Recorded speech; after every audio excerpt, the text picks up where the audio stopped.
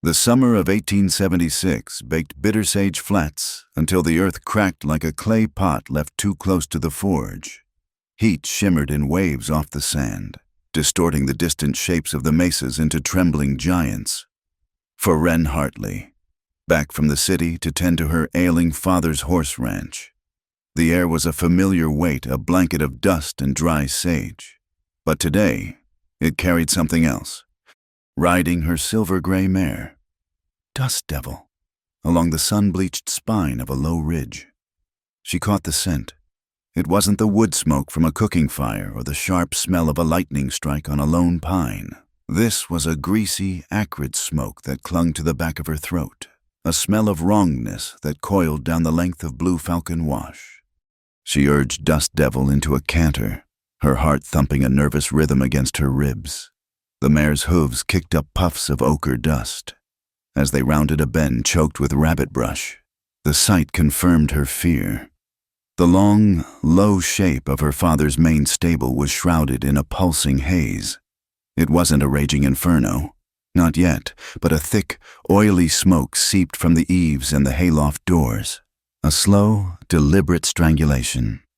Wren slid from the saddle before the mare had even stopped, her riding boots sinking into the soft dirt. The heat was a physical blow.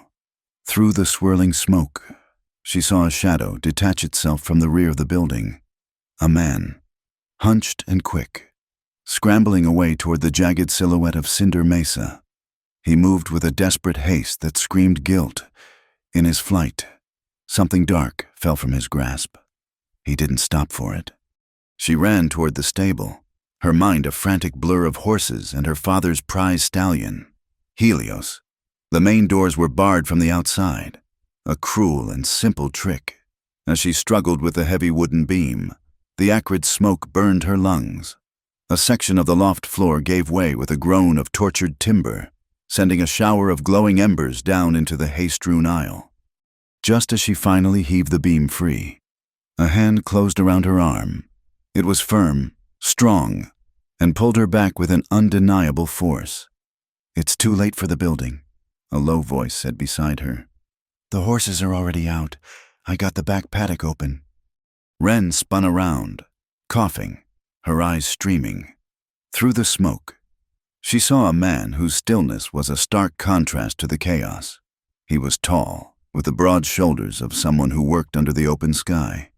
Soot smudged one high cheekbone, and his dark hair was unbound, falling past his collar. But it was his eyes that held her as dark and calm as a deep well, holding no panic, only a steady, assessing light. This was Cassian Crowe, a guide who knew these lands better than any map, a man of mixed Ute and Irish blood who lived between worlds. Before she could thank him, the sound of approaching riders filled the air. A posse of them, thundering down the wash. At their head were two men Wren knew by reputation. The first was Sheriff Asa Doolin, a man whose gut strained the buttons of his vest and whose face was perpetually flushed with whiskey and self-importance. Beside him, ramrod straight in the saddle, was Bartholomew Pike, the president of the railroad. A man whose ambition was as vast and unforgiving as the territory he meant to conquer. His eyes, small and hard as steel bearings, swept over the scene and settled on Cassian. "There," Doolin bellowed, pointing a thick finger. "The Ute savage. Caught him red-handed. Mr. Pike." Pike's thin lips curled into a semblance of a smile. "Just as we suspected. Sheriff, an unprovoked attack. A clear attempt to halt the march of progress." Cassian didn't flinch. His gaze remained fixed on the men, his expression unreadable. "The fire was set from the outside. Doolin, and I was getting the horses clear." "Lies," Doolin spat. "We'll hear the truth of it at the end of a rope. Seize him." Two of Pike's men, rough-looking characters in dusty trail clothes, dismounted and started forward. Cassian took a half-step back, positioning himself slightly in front of Wren. He knew what this was. He was the convenient scapegoat, the excuse Pike needed to bring in federal marshals and clear the Ute from their ancestral lands. Lands the railroad coveted. And Wren, standing here beside him, was about to become a witness they couldn't afford to have. "Miss Hartley," Cassian said, his voice low and urgent, never taking his eyes off the approaching men. "These men don't care about justice. If you stay, they'll say you were my accomplice. You have to ride now." He moved with a sudden, fluid grace.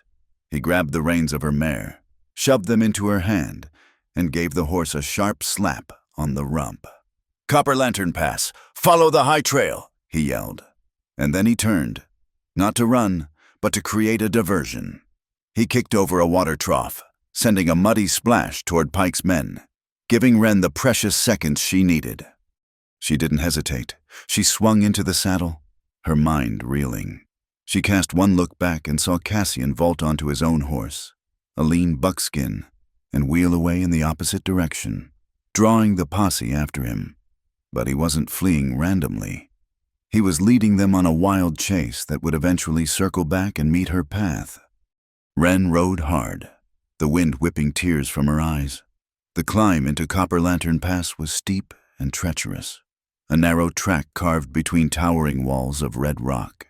The air grew cooler here, smelling of pine and stone.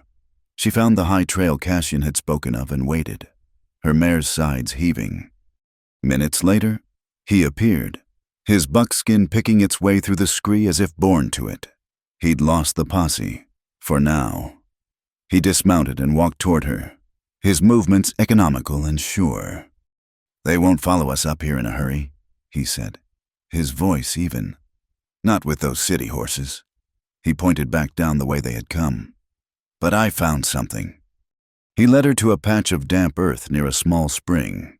There, pressed deep into the mud, were horseshoe prints, but they weren't the smooth, simple shoes used by local ranchers and the Ute.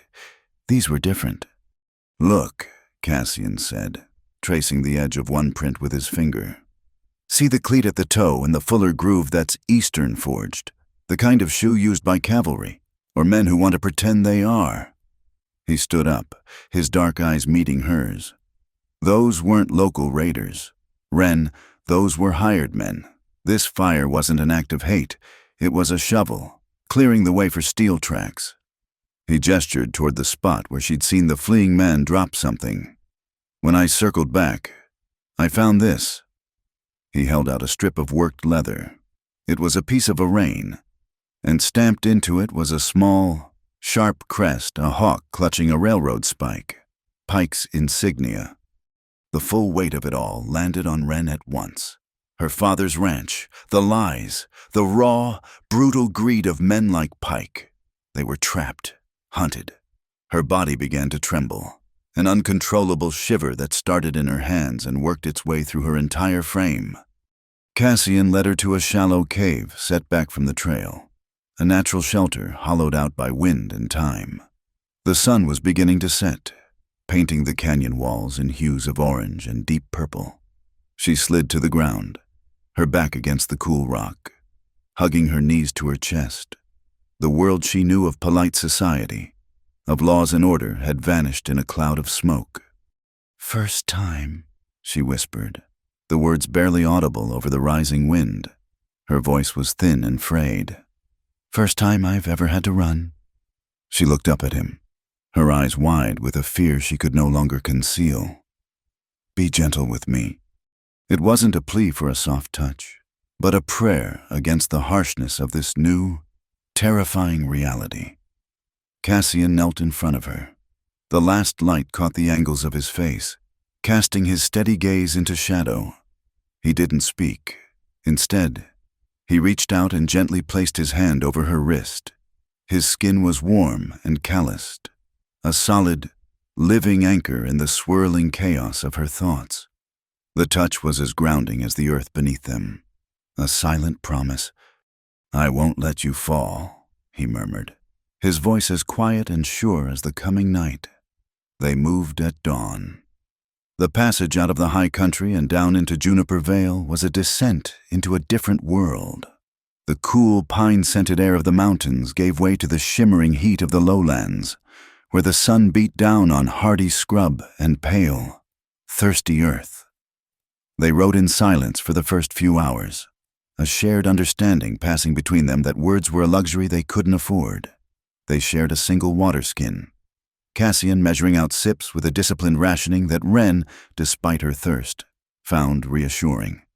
When her mare began to tire, he insisted they switch saddles. His buckskin was leaner, tougher, and carried her weight with an easy, ground-eating stride. That evening, they made a cold camp in the shadow of Silver Needle Ridge, a jagged line of peaks that clawed at the darkening sky. They ate dry jerky and hardtack, and as the stars began to emerge, Cassian taught her a new kind of listening. "The ground talks," he said, his voice a low rumble in the vast quiet. He had her lie flat on her stomach, her ear pressed against a wide, flat stone still holding the day's warmth. "Close your eyes. Don't listen with your ears. Listen with your bones. A single rider has one rhythm. A group has another. A wagon is a slow, deep drumbeat. You can tell how far, which direction, long before you can see them. Sand and rock carry the truth." Wren lay there, the grit of the stone against her cheek, and tried to separate the thrum of her own blood from the whispers of the earth. At first, she felt nothing but a deep, resonant silence. But slowly, she began to perceive it, the faint, rhythmic sigh of the wind across the vale, the distant skittering of some unseen night creature. It was a language she didn't speak, but for the first time, she believed it was there. Sleep, however, did not come easily. Her thoughts were a tangled mess of fear and worry, all centered on her father. She pictured him at the ranch, frail and alone, wondering where she was. The coughing fits that had sent her rushing home from the city seemed louder in her memory now. "I have to go back," she said, sitting up abruptly. The moon had risen, casting their small camp in a ghostly silver light. "Cassian, my father, he's not well. He'll think I've abandoned him. Or worse." Cassian, who had been resting with his hat tipped over his eyes, sat up slowly. "Going back now is what will get him hurt. Wren," he said, his tone gentle but firm. "Pike and Doolin have their story, the Ute savage and his accomplice. They'll use your return to legitimize their claims. They'll throw you in a cell and take the ranch anyway. This time with the law on their side. Your father will have lost you and his land."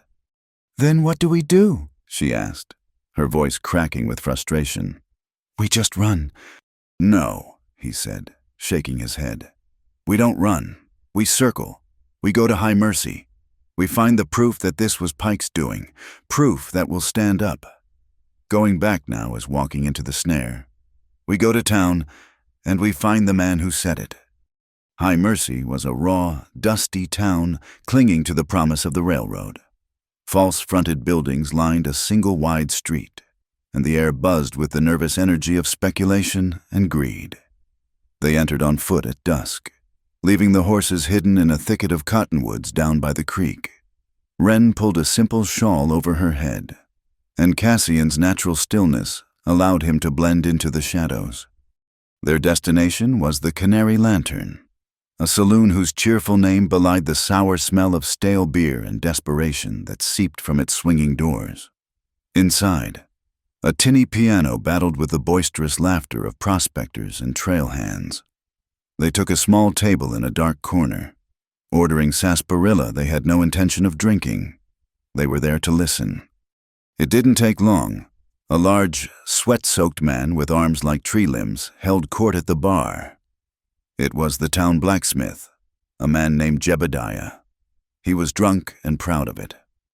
"Told him," I said, "Mr. Pike, sir, these shoes are for hard riding on hard country, not your usual stock." And he said, "Jebediah, my men are the best, and they need the best iron. Spare no expense." The blacksmith slammed his tankard down, sloshing ale onto the bar. "Rode out before sunrise, the lot of 'em a dozen riders, all fitted with my best Eastern-style shoes. Headed out toward the flats." He winked at the bartender. "Progress. My friend, that's the sound of progress coming to High Mercy." Wren felt Cassian's hand briefly touch her arm, a silent signal. They had their first thread. They slipped out unnoticed, the blacksmith's bragging echoing behind them. Back at their hiding spot, Cassian immediately began unsaddling his buckskin. He pulled a worn, spare saddle from his pack, one with a different tooling pattern and a slight fray on the fender. "They'll be looking for 2 riders on specific horses with specific gear," he explained as he worked. "We change what we can." As he cinched the new saddle, Wren noticed the raw, angry blister on the palm of his hand, likely from heaving the heavy stable beam. Without a word, she took out a small sewing kit from her saddlebag. She tore a long strip of clean linen from the hem of her riding skirt, the sound of the ripping fabric sharp in the quiet night. She gently took his hand, her touch surprisingly steady, and began to clean and dress the wound. He watched her, his expression unreadable in the moonlight, but he did not pull away. The small, practical act of care felt more significant than any words they could have spoken. Later, as she tried to sleep, a new sound drifted on the night air. It was a low, metallic groan, followed by the percussive clank of steel on steel and a great exhalation of steam. It was distant, but unmistakable. A locomotive. Pike's men were running a test engine on the newly laid tracks at the far end of the valley. It sounded like a beast clearing its throat, a promise made of iron that it would soon devour the land. Her father's ranch included. The next day, they turned their attention to the county land office. It was a small, stuffy building that smelled of dry paper and sealing wax, while Cassian kept a lookout. Wren, posing as a prospective buyer, asked the harried clerk to see the survey maps for the Bitter Sage Flats area.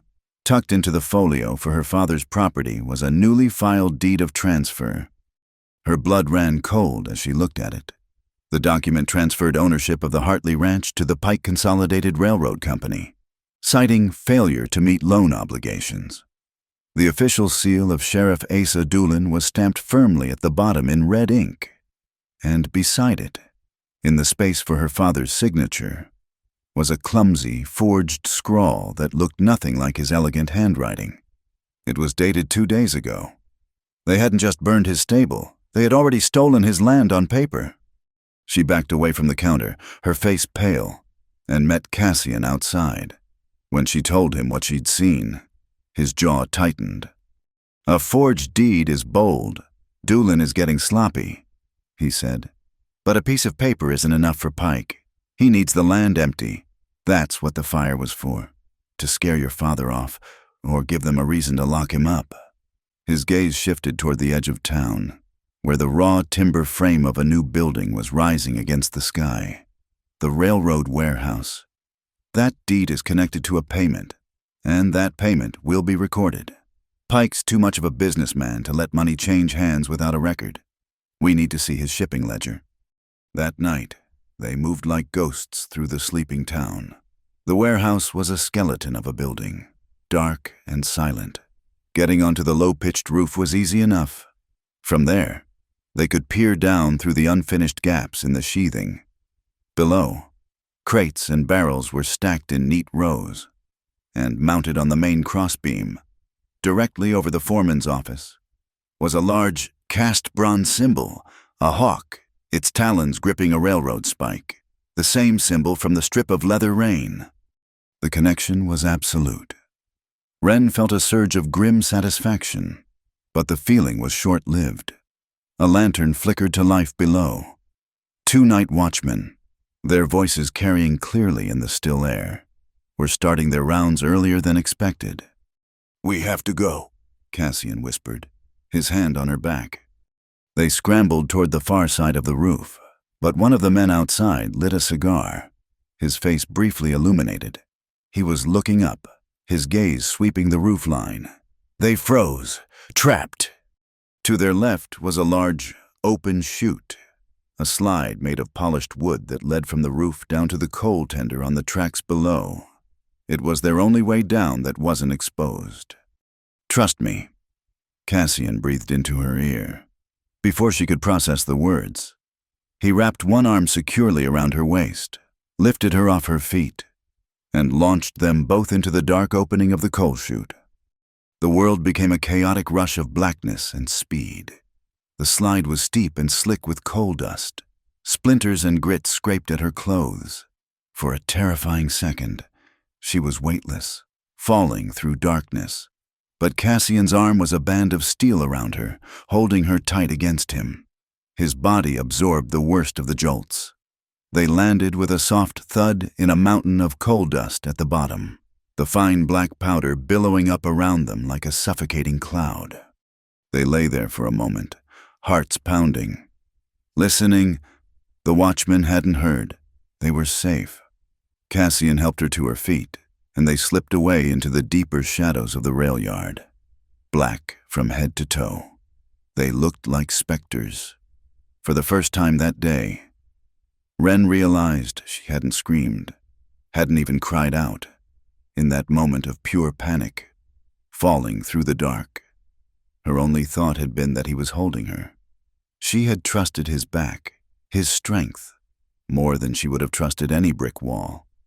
They found a water pump behind the livery to wash the worst of the grime from their faces and hands.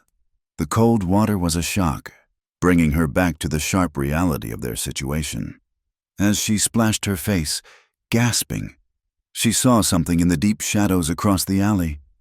A figure, standing perfectly still. It was a woman, her form defined by the dark silhouette of a well-tailored blue dress. She was too far away to see clearly, but Wren could feel the intensity of her gaze. The woman watched them for a long moment, a silent, unnerving observer to their desperate cleansing. Then, just before she melted back into the blackness, Wren saw the faint moonlight catch the corner of her mouth as it tilted upwards in a slow, knowing smile. The news hit them like a physical blow the next morning. It was nailed to the sheriff's notice board, a stark white square against the weathered wood, drawing a small crowd of curious onlookers. Wren, her shawl pulled low, edged close enough to read the bold, unforgiving print. The words leaped out at her, each one a nail in a coffin. Wanted for questioning, Caius Hartley, arson to defraud. Below it, a second, fresher notice was being hammered into place by one of Doolin's deputies. This one had Cassian's name on it, though it was a crude approximation. Reward for the capture of the half-breed agitator known as Crow for inciting riot and destruction of property. The final, brutal line was on a third document, a formal declaration of seizure. The Hartley Ranch and all its assets were to be forfeited to the county in 10 days' time to cover damages and outstanding debts. 10 days. The number felt impossibly small, a noose tightening with every tick of an unseen clock. The bounty on Cassian turned every man in the crowd into a potential threat, their speculative glances now carrying the weight of greed. "We need help," Wren breathed, pulling Cassian away from the street and into the relative anonymity of an alleyway. "Legal help. Someone Pike and Doolin can't buy." Cassian was silent for a long moment, his dark eyes scanning the rooftops, calculating. "There's one person," he said finally. "Circuit Judge Rowan. She comes through twice a year. She despises Pike's brand of order, but he's choked her funding, left her with no marshal and no authority.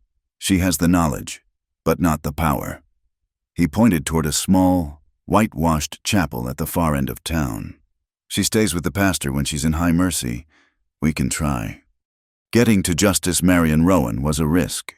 They waited until the deep twilight, when the chapel was empty, and slipped in through a rear door used for the vestry.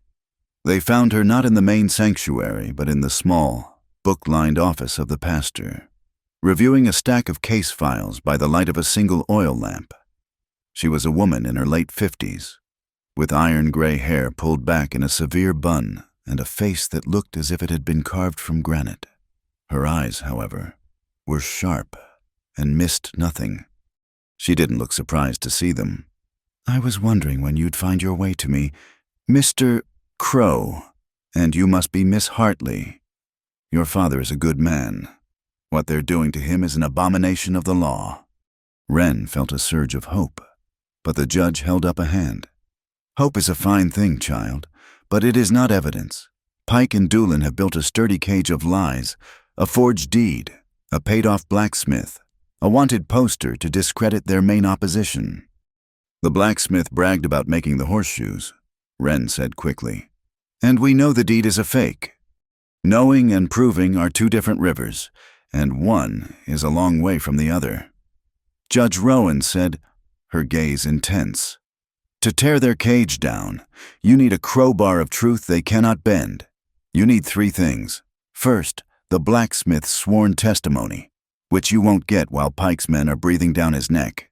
Second, one of the actual horseshoes from the arsonist's horses to match Jebediah's work. And third, the most important piece, Pike's shipping ledger from the new warehouse. A man like that is meticulous. He won't pay mercenaries in cash without an entry. It might be coded, but it will be there. Find that ledger, and you have him. Fail, and in 10 days, your father will be in a federal prison, and your ranch will be the site of a new railroad depot. The warehouse. The word hung in the air between them. They had barely escaped with their lives. Thank you, Your Honor, Cassian said, his voice a low note of respect. We know what we have to do. Be careful, she warned, her stern face softening for just a moment. Pike's money has bought him many eyes in this town, and the bounty on your head, Mr. Crow, has made a whole lot more. 2 nights later, the sky broke. A cold, driving rain swept across the plains, turning the dusty streets of High Mercy into a quagmire of mud. It was the perfect cover. Under the cloak of the storm, they made their way back to the rail yard, the sound of their movements swallowed by the drumming of rain on corrugated tin roofs. The warehouse was a dark, hulking shape against the bruised purple sky. This time, they didn't risk the roof. A side window, carelessly left unlatched, was their way in. Inside, the air was thick with the smells of raw lumber, machine oil, and damp earth. The foreman's office was a simple cage of wood and glass, and inside it, squat and immovable, was a black iron safe. It's locked, Wren whispered, stating the obvious. Cassian didn't answer. He was already moving, his eyes scanning the materials stacked around them. He found what he was looking for in a bin near the tracks, a heavy, discarded railroad spike. He carried it back to the office, then paused, listening to the rhythm of the storm. From a toolbox, he produced a hammer and a small flask of oil. He showed Wren a trick he said a Navajo smith had taught him in the South. He used the hammer to gently but persistently tap the dial of the safe, his head tilted as if listening to the tumbler's fall. It was a slow, patient process. Then, using oil-soaked rags as fuel, he built a small, controlled fire in a metal bucket, heating the tip of the railroad spike until it glowed a malevolent cherry red. Working quickly, he pressed the glowing point of the spike against the metal around the lock mechanism. The metal hissed and groaned in protest, the air filling with a sharp, metallic stench. He repeated the process twice more, heating the spike and applying it to the same spot, creating a focused thermal stress. Finally, he wedged the cool end of the spike into the tiny fissure he'd created and, using the hammer as a lever, put his weight against it. For a heart-stopping moment, nothing happened. Then, with a pained, grating screech, the lock mechanism gave way. The safe door swung open. Inside, amid stacks of currency and shipping manifests, was a thick, leather-bound ledger. Cassian took it, his movements swift, and flipped through the pages by the weak light of a shielded lantern. And there it was. An entry dated the day of the fire. It didn't mention mercenaries. It was far more clever than that. Pike Consolidated, payment to Cinder Mesa surveyors for geological assessment services. The amount was astronomical. The authorization signature was Bartholomew Pike's. A floorboard creaked outside the office. They both froze. The voices came next, rough and loud over the sound of the rain. Doolin said to check the warehouse again. Said that breed's slippery as a snake in oil. They were trapped. The window was too far. The main door was blocked. Cassian grabbed the ledger in Wren's hand, pulling her toward the rear of the warehouse. They burst out of a back door into the full fury of the storm, running blindly into the mud and the dark. They made it 50 yards before the shouts went up behind them. Lantern beams cut through the rain, pinning them. A group of 4 men, bounty hunters by the look of their grim, determined faces, were closing in, cutting them off at a narrow, muddy track called Gallows Run. A shallow creek, swollen by the rain, ran alongside the track. On the surface of the water, a rainbow sheen of oil leaked from a nearby barrel. As the men advanced, their pistols drawn, Cassian acted. He ripped the top off the lantern he carried, shielded the flame against the wind, and with a flick of his wrist, tossed it into the creek. The result was instantaneous and violent. The oil slick ignited with a deafening whoosh, and a wall of bright orange flame erupted from the water, roaring 7 feet into the air. It cast the bounty hunters' shocked faces in a demonic light and threw a curtain of fire and thick black smoke between them and their prey. Cassian didn't wait. He pulled Wren into the driving rain, and they scrambled up the muddy embankment on the far side of the creek, disappearing into the darkness as the shouts of outrage and surprise faded behind them. They ran until their lungs burned, finally taking refuge in a dilapidated hay barn on the abandoned edge of a homestead. They collapsed onto a pile of dry, musty hay, soaked to the bone, gasping for breath. The ledger, wrapped in Cassian's oilskin coat, was safe. They were safe. For now. The rain hammered on the roof, a relentless, roaring percussion. In the darkness, Wren began to shake, a violent tremor that had nothing to do with the cold. It was the adrenaline, the fear, the sheer, accumulated terror of the past few days. Cassian moved closer, his shoulder brushing hers, and then, without thought, born of the storm inside and out, she turned to him. He turned to her. Their lips met in a sudden, desperate kiss. It wasn't gentle or tender. It was clumsy and urgent, tasting of rain and smoke and the salty tang of fear. It was a raw, frantic affirmation of life in the face of death, a promise to survive another minute, another hour. It ended as quickly as it began. They broke apart, breathing heavily, the air thick with unspoken things. Wren looked down at her trembling hands, feeling utterly exposed, her soul laid bare. "First time," she whispered, the words catching in her throat, repeating the sentiment she'd uttered in the cave. But now it was filled with a new, profound vulnerability. "Please be gentle. Be—" Cassian was very still. In the faint light filtering through the cracks in the barn wall, she saw him look at her, his expression serious, his dark eyes holding a deep well of understanding. He reached out, but not to pull her closer. Instead, he gently brushed a wet strand of hair from her forehead. His touch was light, respectful. He then leaned his forehead against hers, a gesture of solidarity, not possession, maintaining a space of safety between them. "We still have to save your father," he said, his voice a low, steady anchor in the storm.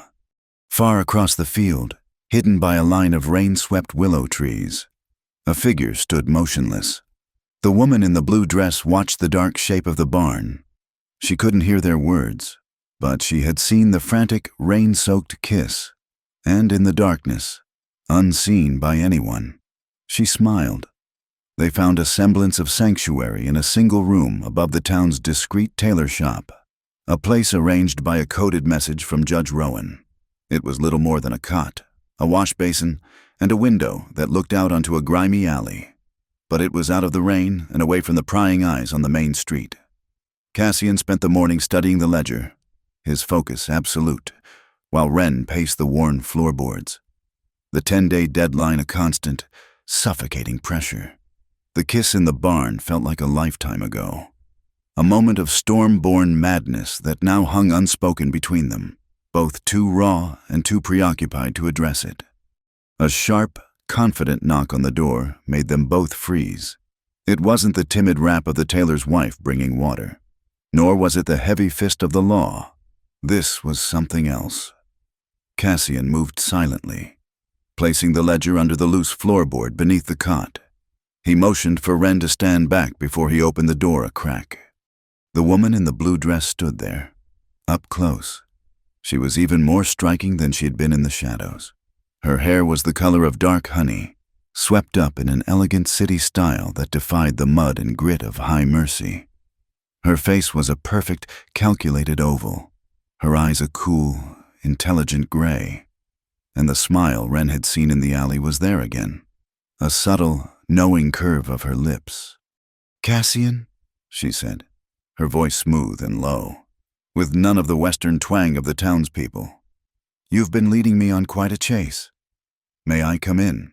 She didn't wait for an answer, pushing the door open and stepping inside, her presence seeming to shrink the already small room. Her gaze swept over the sparse furnishings, lingered on Wren for a fraction of a second with a dismissive appraisal, and then settled back on Cassian. He stood his ground, his body a tense line of defense. "What do you want?" "Verity." The name struck Wren with an odd sense of discord. It was a name that meant truth. The woman, Verity, gave a small, theatrical sigh. She peeled off her fine leather gloves, finger by finger. "What I've always wanted, my dear, for you to uphold your end of a bargain." She turned her cool gray eyes to Wren, the smile never leaving her face. "I'm sorry. You're at a disadvantage. I am Verity Crow, Mrs. Cassian Crow. We were married in the old mission church in Santa Fe 3 years ago last spring." The words didn't register at first. They were just sounds, meaningless and alien. Wren looked from Verity's placid, confident face to Cassian's. His expression was like stone. His jaw clenched so tightly a muscle jumped beneath the skin, but he did not deny it. The silence was his confession. The floor beneath Wren's feet seemed to tilt, the air sucked from her lungs. "Wife." The word echoed in the sudden, roaring void in her mind. The man whose hand had felt like an anchor, whose nearness was a quiet promise of safety. The man she had kissed in the rain. He had a wife. "Perhaps you've forgotten the circumstances of our union," Cassian Verity continued, her voice light and conversational, a stark contrast to the crushing weight of her revelation. She began to walk around the room, her fingers trailing lightly over the dusty furniture. "As I recall, you were quite desperate. Something about a group of miners and their families down at the Silver Creek claim. A debt owed to a rather influential gentleman. A debt you couldn't possibly pay." Verity paused at the window, looking down into the alley. They were about to be signed into indentured servitude, a lifetime in the mines for them, their wives, their children, all for a pittance. But you, always the hero, you stepped in. You offered yourself in their place. She turned back, her eyes pinning Cassian to the spot, and our mutual acquaintance, Mr. Pike, being a man of creative solutions, offered a different arrangement. He would forgive the debt. The families would go free. All it would cost you was your name. You would marry me, his ward at the time, and legitimize my position in polite society. A simple transaction. Wren felt sick. Bartholomew Pike. This web was older and more tangled than she could have ever imagined. "And now," Verity said, her voice hardening almost imperceptibly, "Mr. Pike requires another service from my husband. He wishes to negotiate a treaty with the Ute for passage through their lands, but they are reluctant to come to the table. They trust you, Cassian. He needs you to guide his security detachment into their high country encampment, a show of force to encourage a more productive conversation." "I won't do it," Cassian said, his voice a low growl.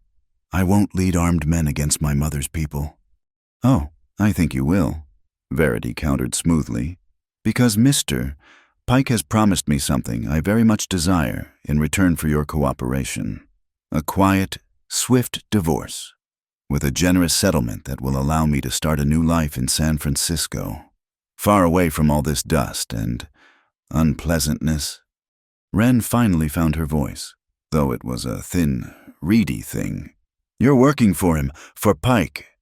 Verity's gaze slid to her, filled with a pity that was more insulting than any anger. My dear girl, everyone works for Mr. Pike in one way or another. Some of us are simply more honest about our contracts. The room was silent again, suffocating under the weight of Verity's words. Wren looked at Cassian, searching his face for some denial, some explanation that would make sense of this nightmare. He finally turned to her, and the stone mask cracked. She saw a flicker of profound shame, a deep, old wound. It's true. Wren, he admitted, his voice rough. The marriage, it's legal on paper, but it was a cage. For both of us. A business deal. I have never touched her. It was a paper shackle, my name for their freedom. It was a price I was willing to pay. The humiliation he carried was palpable. It wasn't just a marriage. It was a constant, living reminder of his powerlessness against men like Pike. Verity clapped her hands together lightly, a sound of finality, a touching confession. But we're getting off track. I know you have the warehouse ledger. Cassian, I saw you and your little friend fleeing the scene. Mr. Pike is very displeased. He wants it back.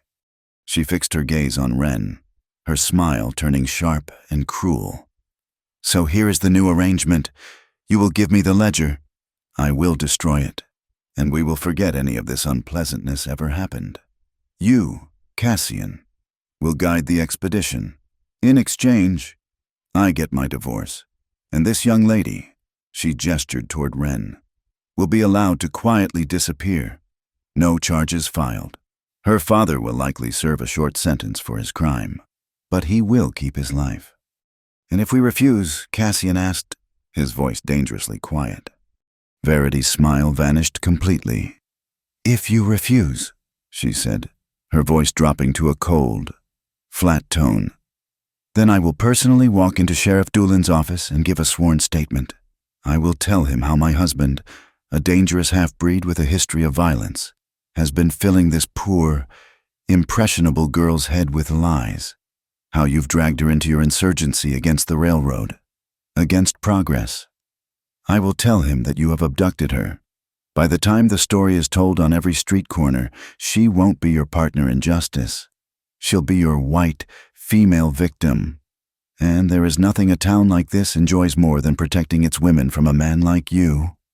Wren felt a chill that had nothing to do with the damp room. She could see it already, the mob, the torches, the self-righteous fury. Verity wasn't just threatening a legal charge, she was threatening a lynching. You have 1 hour to decide, Verity said, pulling her gloves back on. Leave the ledger at the base of the chapel cross. If it's not there, I will assume you've made your choice. She walked to the door and paused, her hand on the latch. And you, Miss Hartley, she said without looking back, would do well to consider the company you keep. The door closed behind her, leaving a silence that was louder than any shout. Wren stood frozen, the world tilting on its axis. The man she was beginning to trust, to rely on, to feel something for, was bound to the very woman who was orchestrating their destruction. Cassian finally moved, walking to the window and staring out into the alley. His shoulders were slumped with a weariness that seemed to go clear to his bones. I am sorry. Wren, he said, his back to her. You should never have been brought into this. He turned to face her, his eyes filled with a grim resolve. She's right. The danger to you is too great now. I'll give her the ledger. You need to get out of High Mercy. Take one of the horses and ride east. Don't stop. Wren stared at him, a fire beginning to burn through the ice of her shock. He was going to give up. He was going to let that woman win, to protect her, and that was something she could not, would not, allow. No, she said, her voice surprisingly strong. He looked at her, confused. Wren, you don't understand. I understand perfectly, she interrupted, taking a step toward him. I understand that woman wants to break you, and she's trying to use me to do it.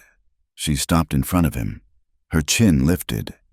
Are you trying to make me afraid? Cassian, because I'm terrified. But the only thing I fear more than her is that the man I trust is afraid of her." The challenge hung in the air between them. His eyes searched hers, and in them, he saw not the frightened city girl from the burning stable, but a woman forged into something new by fire and fear. He saw a partner. A slow nod was his answer. He walked to the cot, lifted the floorboard, and retrieved the ledger. He didn't take it to the door. He held it in his hand, a silent declaration of his choice. Wren's refusal came at a steep price. Verity was as good as her word. Within the hour, the story began to spread like a contagion. It started as whispers in the saloon, a concerned murmur in the general store. The Crow Savage had taken the Hartley girl. No one had seen her. Her father was in jail. The half-breed had snapped, filled her head with crazy talk about the railroad. He was holding her against her will up in the hills. The narrative was simple, powerful, and vile. It turned Wren from a person into a symbol, and Cassian from a man into a monster. By late afternoon, the mood in High Mercy had turned ugly. Men gathered on street corners, their faces hard, their hands resting on the pistols at their belts. The bounty on Cassian was no longer just about money. It was now a righteous crusade. Then came the final turn of the screw. A new notice was posted, its ink still wet. By order of Sheriff Asa Doolin, citing the aggravating circumstances of an ongoing abduction, the trial of Caius Hartley was being moved up. It would take place in 72 hours, with or without new evidence. The thong long had been pulled brutally tight. Their 10 days had become 3. That evening, in the suffocating confines of the small room, the reality of their situation settled in. They were trapped, hunted, and running out of time. The town outside was a tinderbox, and Verity had just struck the match.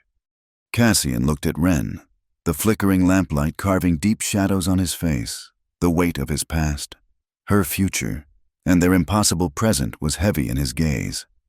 "This has gone further than I ever imagined," he said, his voice low and heavy with regret. "If you say the word, I will see this through with you. To the very end, even if it means fighting, my wife." Wren shook her head, her resolve as hard and clear as quartz. She walked to his side, her presence a silent statement of unwavering alliance. "Not your wife," she said, her voice steady and clear. "The woman who sold us out. They left High Mercy under the cloak of a moonless sky, moving not as fugitives, but as shadows detaching themselves from a town that had already become a memory." The journey to Black Candle Draw was a punishing ascent into the high, desolate country that Pike coveted. They rode through canyons so narrow the sky was a mere ribbon of stars, and across mesas where the wind blew with a lonely, ancient voice. The landscape was a third character in their flight, brutal and magnificent, its harshness a constant reminder of the stakes. This was Cassian's world, a place of stone and silence, and Wren watched as he navigated it not by map, but by instinct, reading the turn of a game trail, the ripple of wind in the dry grass, the silent language of the earth. After 2 days of hard riding, they arrived at the Ute encampment. It was not the fortified war camp that the stories in High Mercy described, but a peaceful settlement tucked into a wide, protected basin, fed by a spring that nourished a stand of ancient cottonwoods. The air smelled of sage, pinon smoke, and roasting meat. Children played among the lodges, their laughter a sound of pure, uncomplicated life. This was the home Cassian was fighting for, the people Pike and Doolin had painted as savages. Their arrival was met with a quiet, watchful curiosity. A tall, dignified man with streaks of silver in his black braids emerged from the largest lodge to greet them. His face was a mask of wisdom and patience. This was Rook Feather, the clan's leader. Cassian spoke to him in the Ute language, his voice softer, imbued with a cadence Wren had never heard before. He spoke of the fire, the forged deed, and the lies spreading from the town below. As he spoke, an old woman approached, her face a beautiful map of wrinkles, her dark eyes holding a light that seemed to see past skin and bone. She leaned on a polished willow staff, her presence commanding a silent respect from everyone. This was Old Lark, Cassian's grandmother. She did not look at her grandson. Her gaze was fixed entirely on Wren. When Cassian finished, Rook Feather turned his solemn eyes to Wren. "He says you stand with him. The town says you are taken." Wren stepped forward, her heart pounding. She felt the weight of their collective gaze.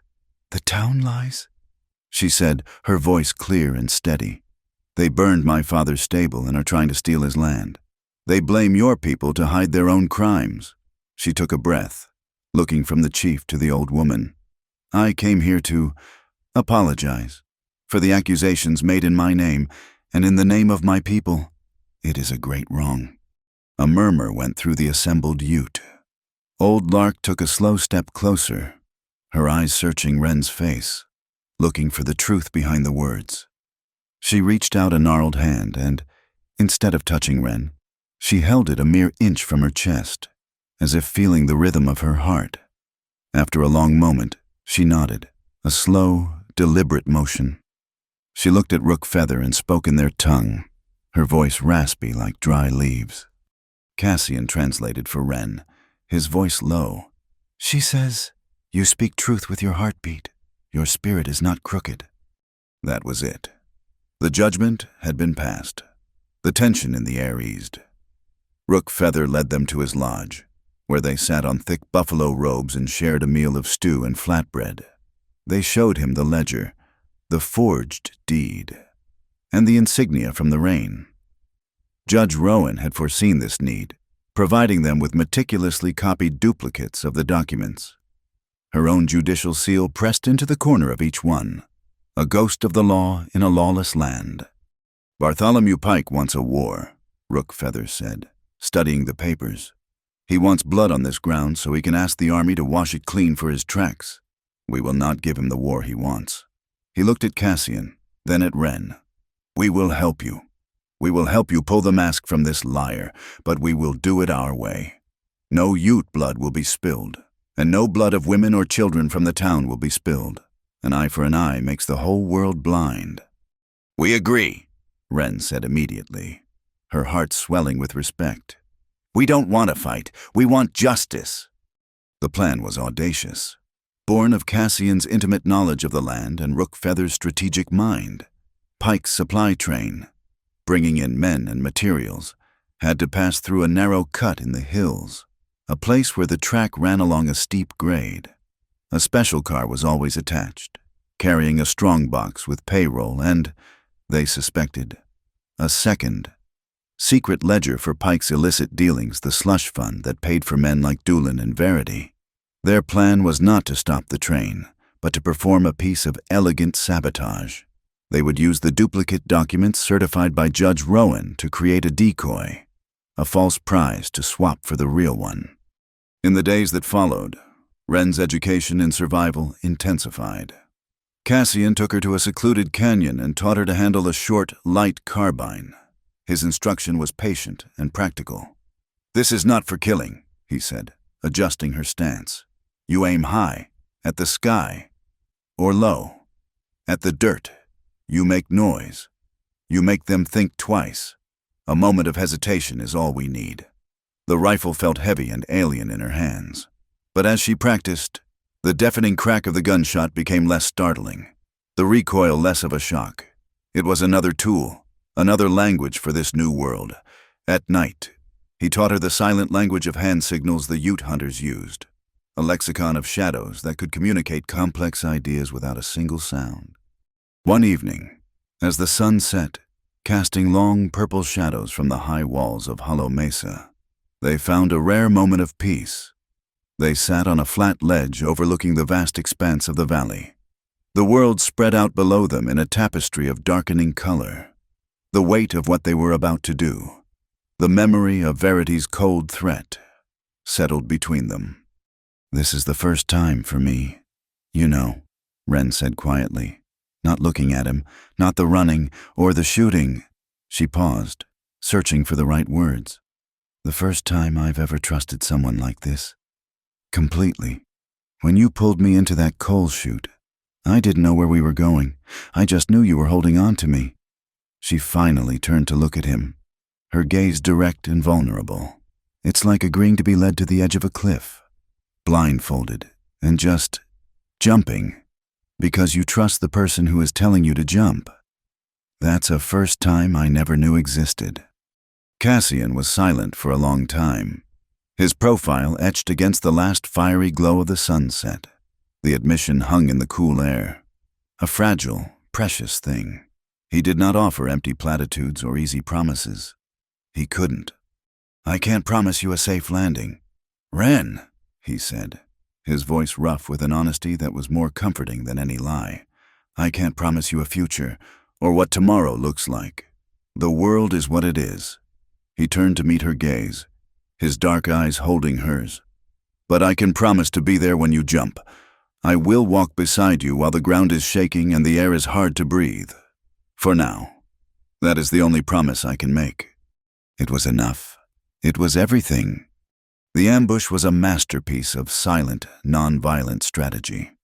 On the night Pike's supply train was due, a dozen Ute warriors, Cassian among them, moved like phantoms to the narrow pass. They were armed not with rifles, but with heavy wrenches and pry bars. As the locomotive chugged up the steep grade, its engine laboring, two warriors shimmied beneath the specific supply car they had identified, working with a speed and precision that was breathtaking. They uncoupled the heavy iron pin from the carriage. The train continued its climb, oblivious, leaving the single car behind. For a moment, it sat motionless on the track. Then, gravity took over. The heavy car began to roll backward, slowly at first, then gaining speed. It coasted silently down the grade, a ghost on the rails, miles back, where the track curved through a deep, narrow gorge. Another team was waiting. They had loosened the rails, and as the runaway car hit the weakened section, it canted sideways, its wheels digging into the soft earth, coming to a halt at an angle that effectively blocked the entire line, the perfect, bloodless roadblock. Pike's forward progress was halted. His security team, led by a furious Sheriff Doolin, was forced to ride back on horseback to investigate the delay, leaving the train and its remaining cars largely unguarded. This was the opening Cassian and Ren needed, while the Ute created a diversion, drawing the few remaining guards away. They slipped aboard the train. They found the decoy car, a simple freight carrier loaded with sacks of flour and barrels of salted pork. Hidden inside a false-bottomed crate was the real prize from the abandoned car, which the Ute had already retrieved a heavy iron strongbox.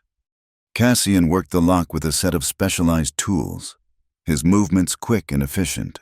Inside, beneath stacks of payroll notes, was another ledger, smaller than the first, bound in dark green leather. This was it, the slush fund. Ren held the lantern as Cassian flipped through the pages. The entries were meticulously coded, but the meaning was clear. Regular.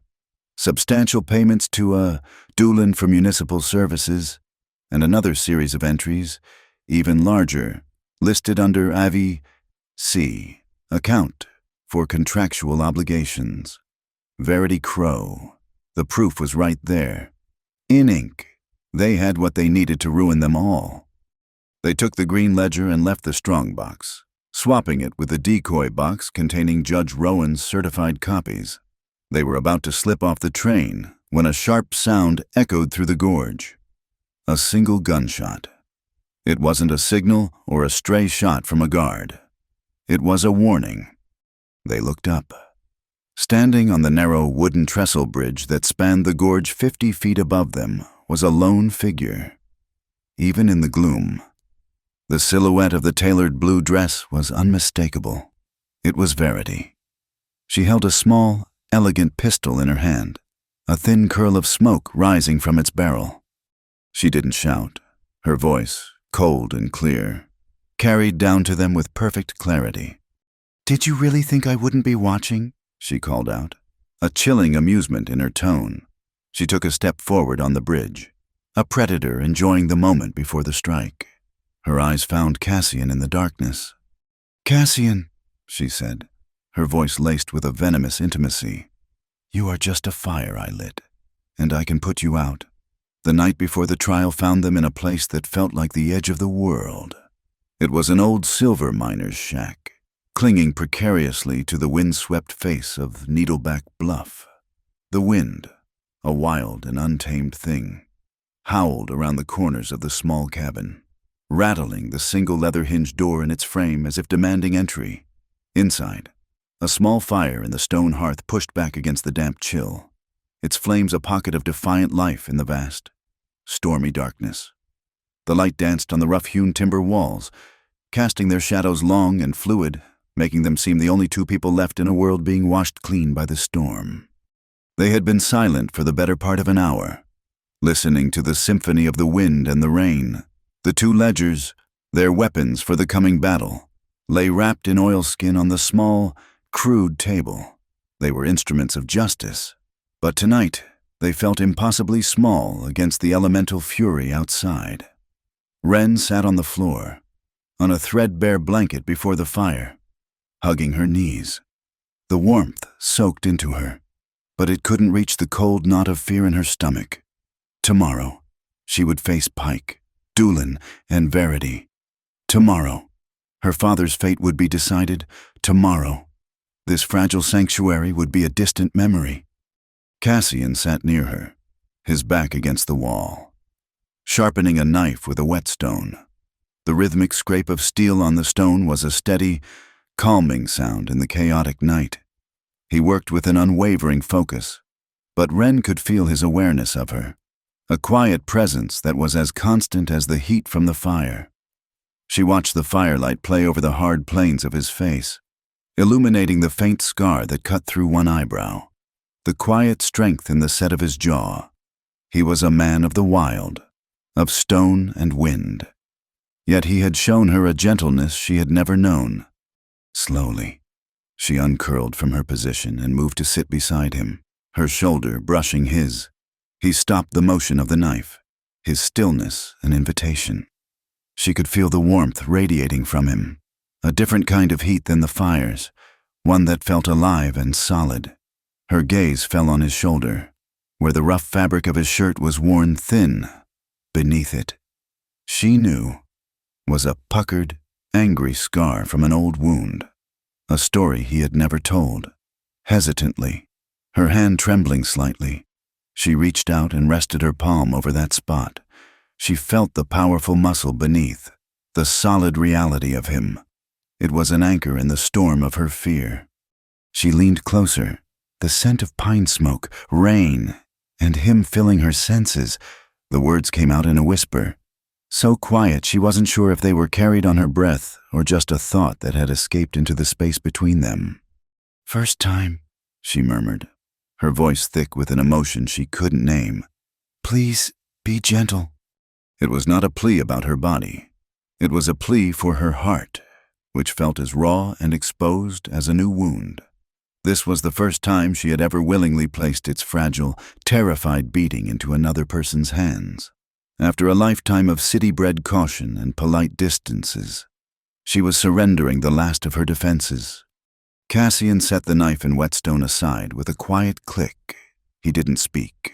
He turned to her, and in the flickering firelight, his dark eyes held a profound, solemn understanding. He had heard the true meaning of her words. He reached up, not with one hand, but both, and cupped her face. His calloused palms were warm and gentle against her skin, his thumbs stroking the line of her jaw. He held her there for a long moment, simply looking at her, letting the silence be its own answer. Then he leaned in and kissed her. It was nothing like the frantic, desperate kiss in the rain-swept barn. This was slow and deep and unhurried. It was a kiss that offered comfort, not passion, a kiss that asked for nothing and gave everything. It was warm and sure, and in its tender pressure, Wren felt the icy knot of fear inside her begin to dissolve, melting away like rock salt in a warm spring. She felt the tension leave her shoulders, the trembling in her hands subside. It was a kiss that said, You are safe here. I understand. I will not let you fall. When he finally drew back, he didn't move away. He rested his forehead against hers. Their eyes closed. They stayed that way, simply breathing together, their shared breath a quiet rhythm against the storm's wild percussion. The rain drummed on the tin roof, a sound that no longer felt threatening, but sheltering. It was a curtain drawn around their small, fragile world. He was giving her time, giving her space, letting her feel the truth of his intentions. "I won't touch you," he whispered, his voice a low rumble that vibrated through her. "Until you nod." He was giving her the final word, the ultimate control. It was the greatest gift he could have offered, a testament to the respect he held for the trust she had just placed in him.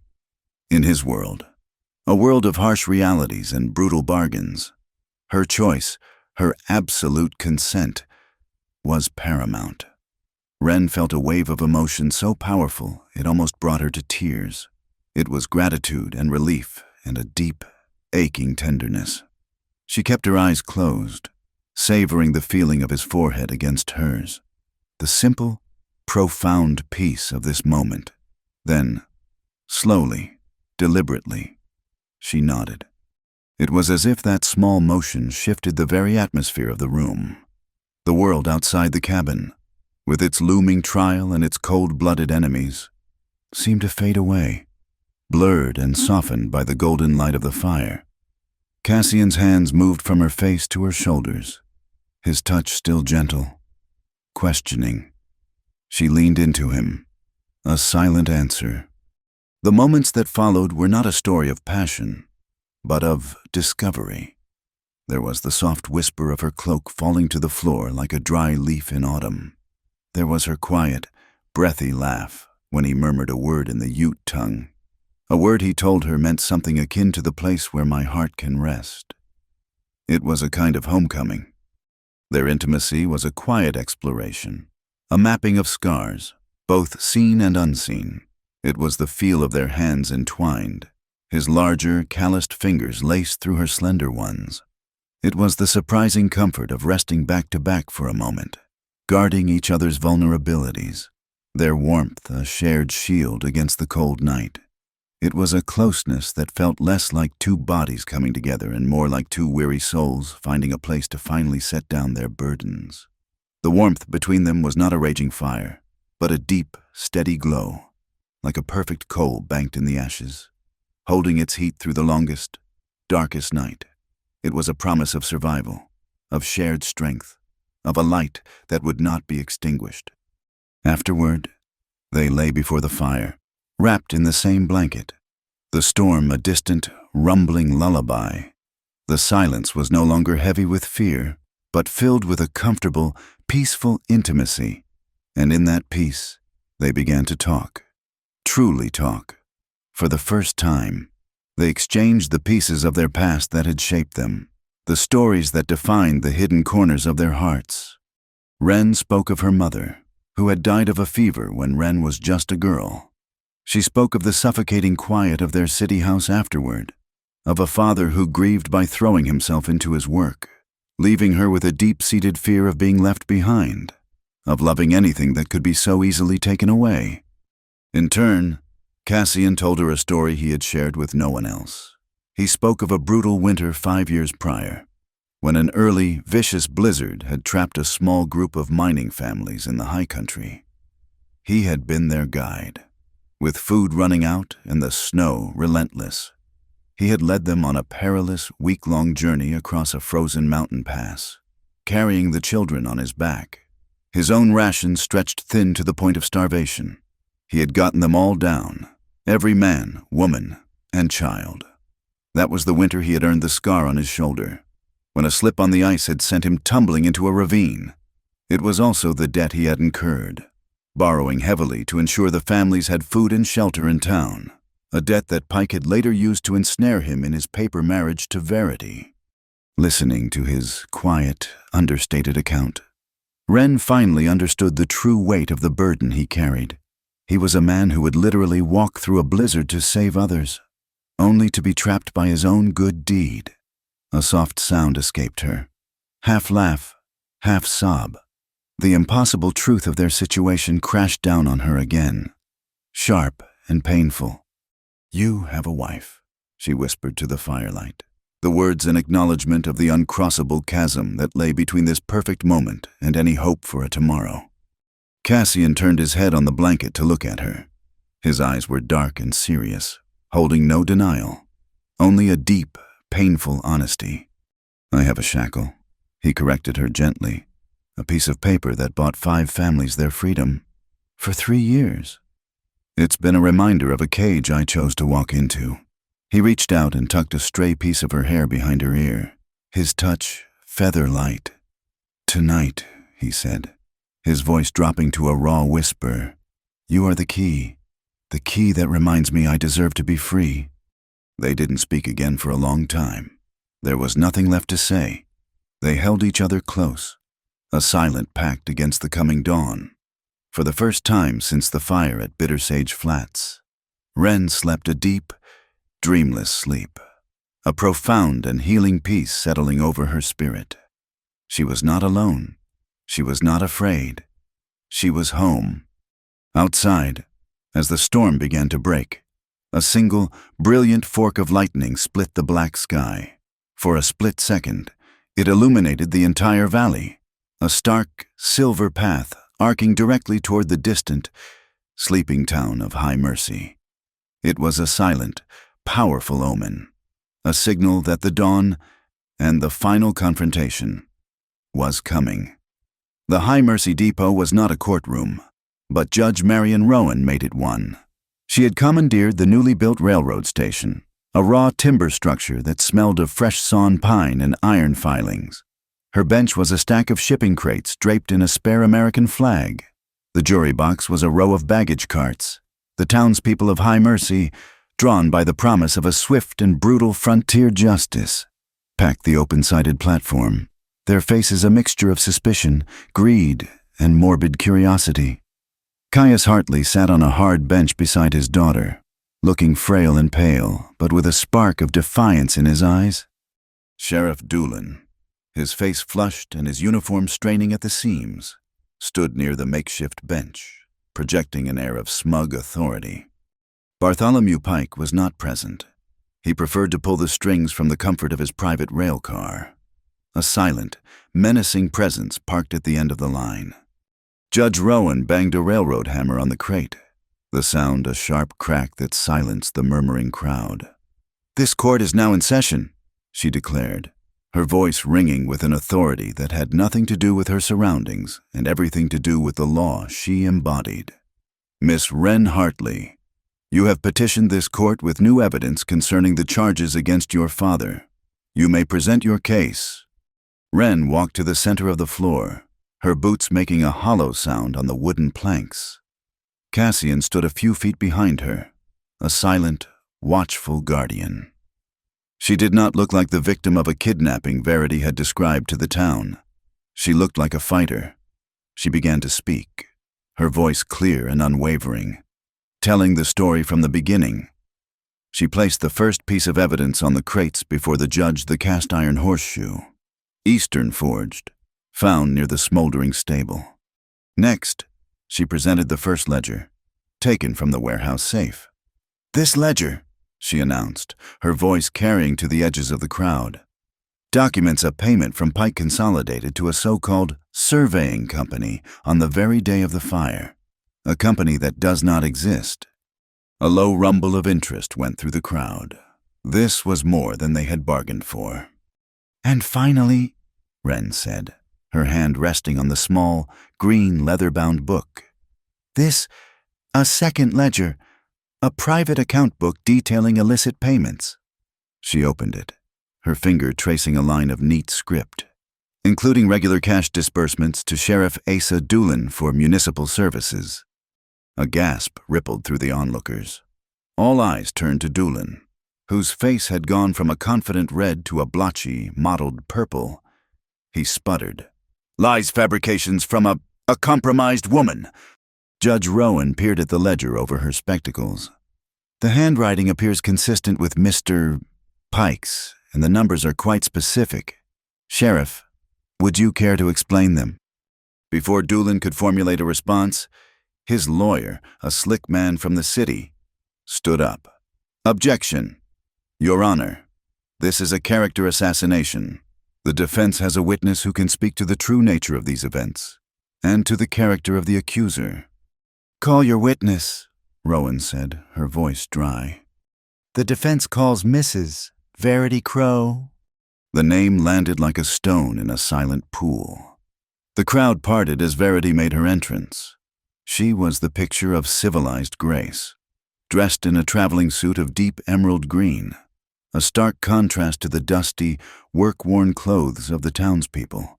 She moved with a liquid confidence, her cool gray eyes sweeping over the crowd before settling on Cassian with a look of pained betrayal.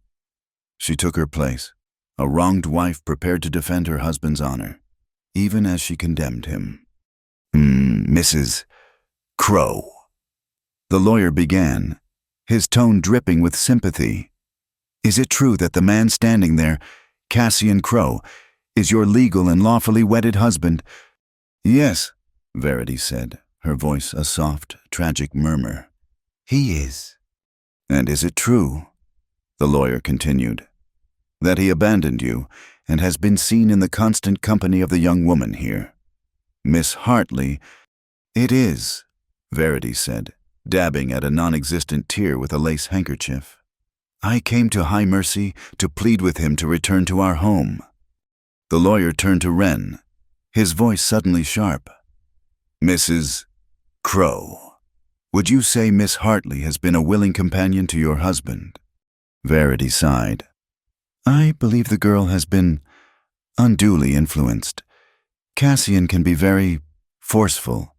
He has a history of violence. He fell in with bad company, and he abducted Miss Hartley to use as a shield, filling her head with these poisonous lies about Mr. Pike, a man who has been nothing but a benefactor to me. The narrative was perfect. It twisted every truth into a lie, painting Cassian as the violent savage and Wren as either a foolish girl or a wanton seductress. The mood of the crowd, which had started to sway toward Wren, began to shift back, the old prejudices settling in like a familiar coat. Judge Rowan listened to the testimony without expression. When the lawyer was finished, she leaned forward. Mrs. Crow, a marriage is a legal contract. This court would like to see the documentation of your union. Verity's composure flickered for a second. I don't have it with me, Your Honor. Conveniently, Rowan said, reaching into the stack of files beside her. I took the liberty of requesting a copy from the Santa Fe Mission Archives. She produced a document with a flourish. This is your marriage certificate. It seems to have an addendum, a rather unusual one for a holy union. It appears to be a financial agreement, a dowry of sorts. Please, read the final clause aloud for the court. Verity stared at the paper as if it were a snake. Your Honor, that is a private matter. In a public court, during testimony about that very marriage, nothing is private. Read it, Mrs. Crow. Trapped, her voice trembling with rage. Verity began to read the fine, spidery script. The aforementioned union is contingent upon the indefinite servitude and contracted employment of Cassian Crow to the interests and directives of his benefactor, Bartholomew Pike. Should said party, Cassian Crow, refuse a directive, the union is considered null, and the forgiven debt of the Silver Creek miners is reinstated with interest, collectible by any and all means necessary. She stopped, but it was too late. The mask had shattered. Her marriage wasn't a sacrament. It was a contract for forced labor. It was a chain, and Pike held the other end. Judge Rowan's voice cut through the stunned silence. A marriage contract that enforces servitude is illegal in this territory. It is, by its very definition, coercion. She turned her gaze to the back of the crowd. Mr. Jebediah, as this court is now examining evidence of coercion, I call you to testify regarding the horseshoes. The blacksmith, who had been trying to make himself invisible, was shoved forward by his neighbors.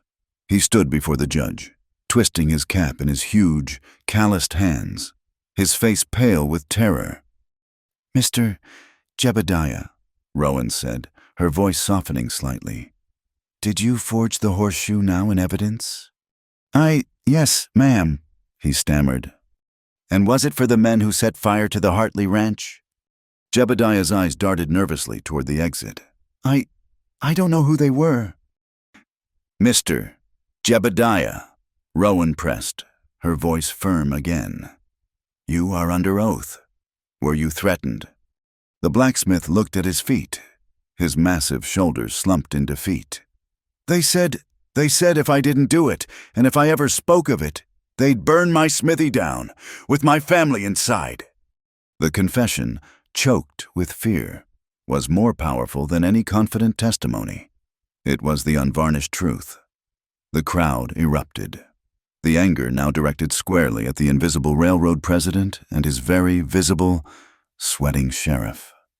It was then that Pike made his move.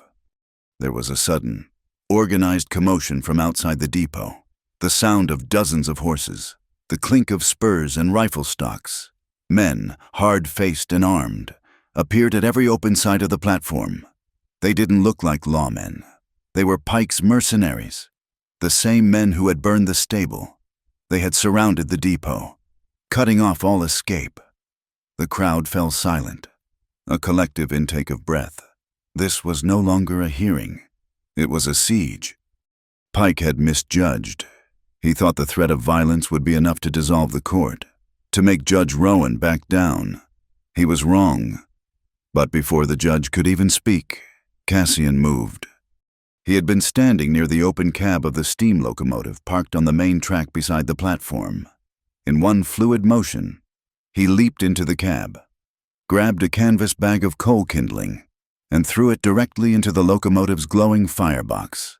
The fire, already hot, roared as it consumed the fresh fuel. Then he yanked a lever, opening the flue wide. The effect was dramatic.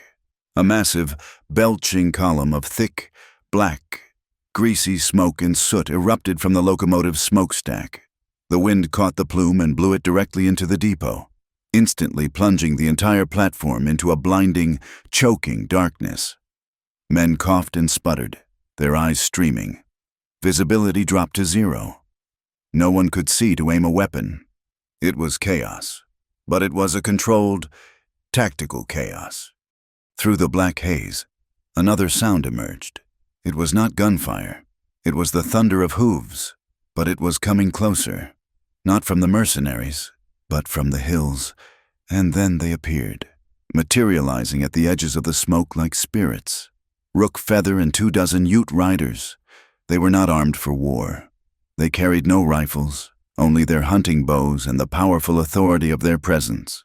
They rode their horses into the gaps between the mercenaries, not attacking, but simply forming a living, breathing wall.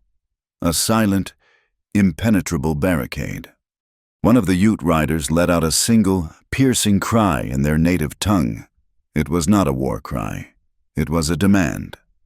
Cassian, his face smudged with soot, translated from the edge of the smoke, his voice ringing out over the coughing and confusion. They demand that the law be allowed to run its course. They demand justice for the court.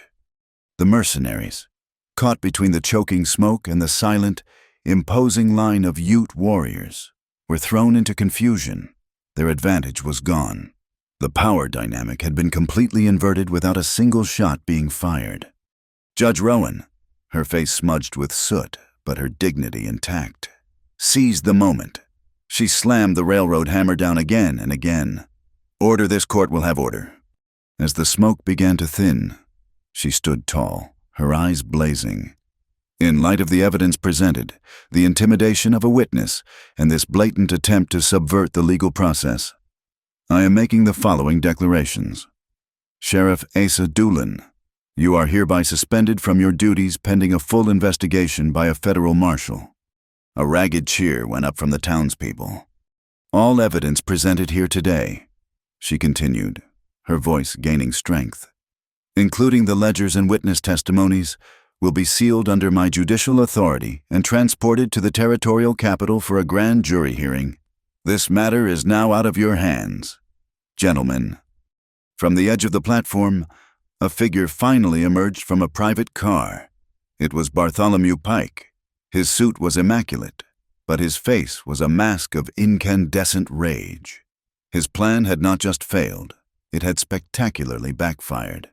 He ignored the judge, his cold eyes fixing on Wren. "You!" he snarled, his voice trembling with fury. "My money built this town. My money will crush you. I will grind you into sand." Wren did not flinch.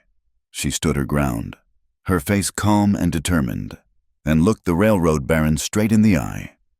"And sand," she replied, her voice steady and clear.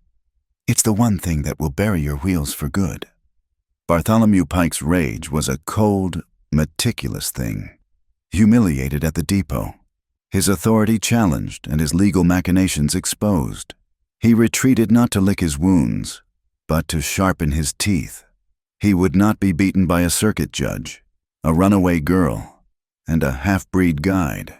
He would remind High Mercy, and the entire territory, what real power looked like. His answer came in the form of a train. It was not a passenger train, nor was it a simple freight hauler. It was a weapon on wheels.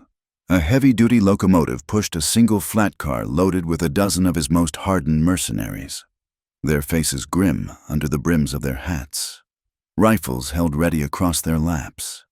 Behind them were 2 tanker cars, not filled with water, but with kerosene. Pike intended to take his train on a tour of the valley, a slow, menacing crawl past the ranches and homesteads that had dared to watch his public shaming. He wouldn't have to light a single match. The presence of the fuel, the armed men, and the unstoppable engine would be a rolling promise of annihilation. It was a parade of intimidation, designed to crush the spirit of the valley before he crushed its bones. But Cassian and Wren, guided by the Ute, knew the land's spirit was not so easily broken. They knew that steel, for all its strength, was rigid and unyielding, forced to follow the path laid for it, and that path had weaknesses. Their chosen battleground was a deep, winding canyon known as Rattlesnake Span, a place where the newly laid tracks crossed a 20-foot gorge on a hastily built wooden trestle bridge. This was Pike's choke point. Their plan was not one of destruction. Rook Feather had been adamant they would not become the monsters they fought. So, working under the cover of darkness, Cassian and a team of Ute men had not planted dynamite. Instead, they had performed a subtle, brilliant piece of engineering in reverse. They had identified the 2 central support beams of the trestle and, using saws muffled with oiled rags, had carefully cut almost all the way through them from the underside, leaving just enough solid wood to hold the bridge's own weight.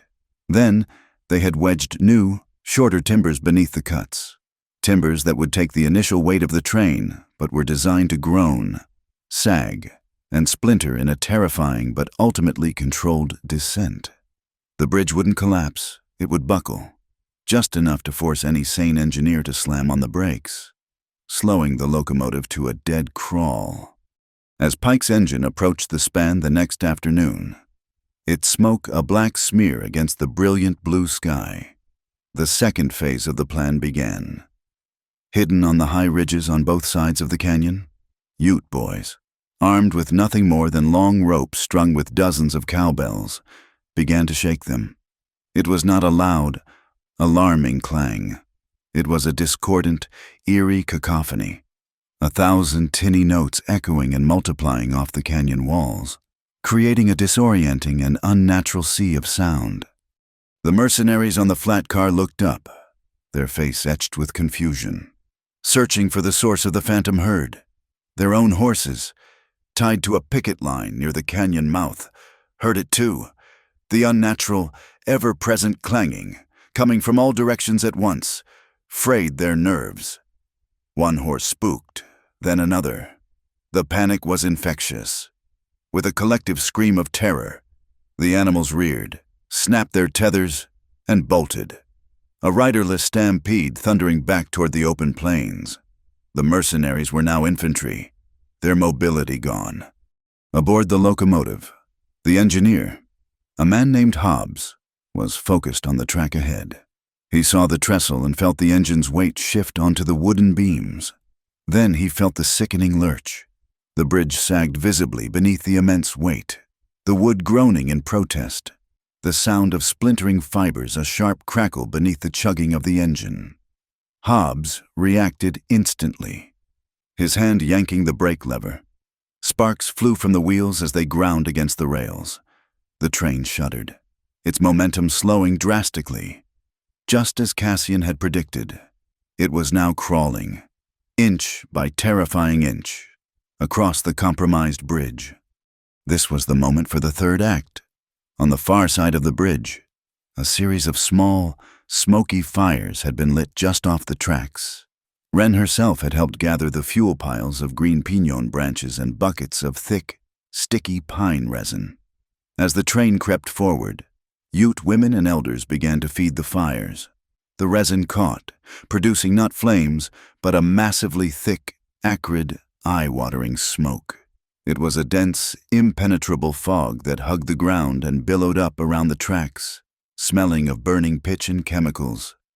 The choking cloud enveloped the front of the train. Hobbs, his eyes streaming, could see nothing. The air in the cab was unbreathable. He had no choice. He uncoupled the engine and the flat car from the tanker cars and gave the locomotive a short burst of steam, trying to push through the smoke to clear air. The engine and flat car punched through the worst of the fog, but the two heavy tanker cars, their brakes still locked, remained behind. An immovable steel wall stranded between the two sheer rock faces of the canyon. Pike's convoy was severed, his weapon neutralized and his men trapped. Verity Crow, riding with a small, elite team of Pike's men on a high trail, had watched the entire sequence unfold with a mixture of fury and grudging admiration. She would not be so easily trapped. She had a map, provided by Pike's own surveyors. It showed a narrow mule track that bypassed the span and rejoined the valley floor a mile ahead. "Fools," she muttered, turning her horse. "They think like savages, blocking one path." She would lead her men around and trap Wren and Cassian from behind. But the map she held was a lie. Cassian, knowing every trail in these hills, had anticipated such a move. The night before, he had taken a piece of charcoal and subtly altered a copy of the surveyor's map he knew Verity would be using, shifting the markings for the mule trail a quarter of a mile to the west. The trail Verity now confidently led her men down did not lead to the valley floor. It led directly into the heart of a salt marsh, a treacherous bog of alkali mud hidden by a thin crust of dry, white earth. Her horse was the first to go down, sinking to its belly with a terrified squeal. The men behind her followed, their mounts plunging into the thick, clinging mud. It was not quicksand. It was not deadly, but it was humiliating and completely effective. The men were forced to dismount into the knee-deep mire, their fancy riding boots lost to the suction. They struggled to pull their panicked horses free, becoming coated in the foul-smelling gray muck. Verity stood on a small patch of solid ground, her fine green suit spattered with mud, her face a mask of pure, unadulterated hatred. She had been outmaneuvered, beaten not by force, but by a superior knowledge of the land she sought to conquer. With Pike's forces scattered, trapped, and demoralized, it was time for Wren's final move. She rode her silver-gray mare out from a stand of cottonwoods, into the open. A lone rider moving with calm purpose toward the stranded flat car where Pike himself now stood, his face a thundercloud of rage. She held no weapon. In her hand was a simple oilskin pouch. She rode until she was just out of pistol range, a clear and deliberate target. "Pike!" she called out, her voice carrying in the sudden quiet. He turned, his eyes locking on her. "You!" he roared. "This is over," Wren said, her voice steady. "Judge Rowan has your ledgers. Your empire of paper is about to burn." She reached into the pouch and pulled out 2 documents. "This is a sworn copy of your illegal contract with Verity Crow," And this," she held up the second paper, "is a letter from the judge, informing you that these copies, along with her sworn affidavit, have already been dispatched by Ryder. One went north to the territorial capital, one went east to the federal marshal, and one went south with the Ute, to a place you will never find. You cannot stop the truth. Mr. Pike, you can only watch it arrive." She threw the pouch onto the ground between them. "The ultimate checkmate." Pike's face contorted, his civilized veneer cracking to reveal the raw, violent core beneath. He had lost. His legal schemes were in ashes, his show of force a shambles. In a final impotent act of fury, he bellowed at the men beside him, burn it all, light the fields." One of the mercenaries, eager to unleash some violence, lit a torch and threw it into the dry salt grass at the edge of the tracks. The grass caught instantly, a line of orange flame racing away from the tracks. Pike watched with a grim satisfaction, a scorched earth policy being his only remaining option. But the land had one final vote. The wind, which had been blowing gently down the canyon, suddenly shifted. A strong, steady gust began to blow back up the canyon, directly toward the train. The fire Pike had started turned back on him. It drove the thick, choking smoke from the pine resin fires directly into the faces of his own men. They choked and staggered back, their eyes blinded. In the confusion, the disgraced Asa Doolin, who had been cowering near the flat car, saw his chance for a final, cowardly act of revenge. He saw Cassian standing near a rock outcropping, directing the Ute riders. Doolin drew his pistol, his hands shaking, and took aim at Cassian's back. He never fired. A shadow fell over him, and a hard, wooden staff tapped his pistol barrel just as he squeezed the trigger. The shot went wide, burying itself harmlessly in the dirt. Doolin looked up into the ancient, unblinking eyes of old Lark. She had walked silently from the line of Ute women and neutralized him without a word, her expression one of profound, weary disappointment. The fight, if it could be called that, was over. Pike's mercenaries, leaderless, blinded by smoke, and spooked by the silent, ever-present Ute, began to fall back. The retreat was a chaotic, disorganized scramble. They abandoned their equipment, their rifles, and, most importantly, a heavy wooden crate on the flat car that had been knocked open in the confusion. As Pike's engine, with its remaining men, chugged away in ignominious retreat, Wren rode forward. The crate was full of paper invoices for bribes, receipts for weapons, detailed payrolls for the mercenary company. It was the entire paper trail of Pike's illegal operation. She began to gather the documents, her movements calm and methodical. Victory did not come with a cheer or a cry of triumph. As the last of Pike's men disappeared and the smoke began to clear, a profound silence fell over the valley. The only sounds were the whisper of the wind through the salt grass, the gentle gurgle of water in the wash, and the distant, fading echo of the cowbells. The valley itself seemed to breathe a long, slow sigh of relief. It was a victory won without a single casualty, a battle where the only things broken were the schemes of greedy men. The land had fought for itself, and it had won. The ride back to Bitter Sage Flats was a journey through a landscape of profound silence. The echoes of their bloodless battle in Rattlesnake Span faded with each mile, replaced by the whisper of the wind through the sagebrush and the steady, rhythmic beat of their horses' hooves. It was a silence filled not with tension, but with a deep, shared exhaustion and the quiet, fragile beginnings of peace. They had faced the monster and, for a moment, had driven it back into the shadows. The ranch, when it came into view, was a wounded thing. The blackened skeleton of the main stable stood stark against the afternoon sun, a monument to the fire that had started everything. But the small ranch house was untouched, and as they rode into the yard, the front door opened.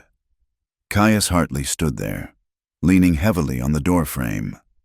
He was thinner, his face etched with new lines of worry, and a deep, rattling cough shook his frail frame. But as his eyes fell on Wren, A light came into them that had nothing to do with the sun. Wren slid from her saddle and ran to him, enveloping him in a hug that was both fierce and careful. He held on to her, his hand patting her back, his breathing ragged. "I knew you'd come back," he wheezed, his voice thick with emotion. "I knew you weren't the kind to run." His gaze lifted and fell upon Cassian, who had dismounted and stood respectfully by the horses, giving them their moment.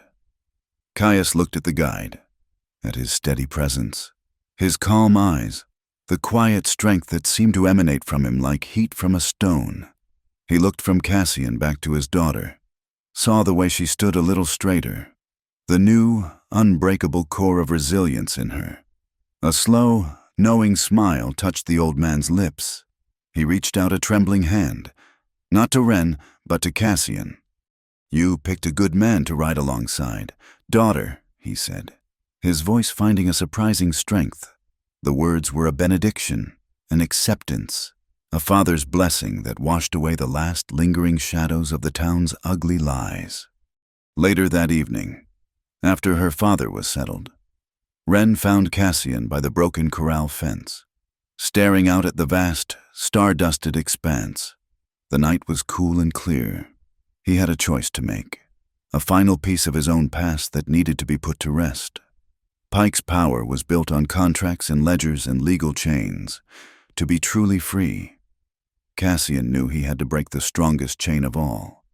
"I'm going back into High Mercy tomorrow," he said, his voice quiet. "Judge Rowan is still there, finalizing her reports."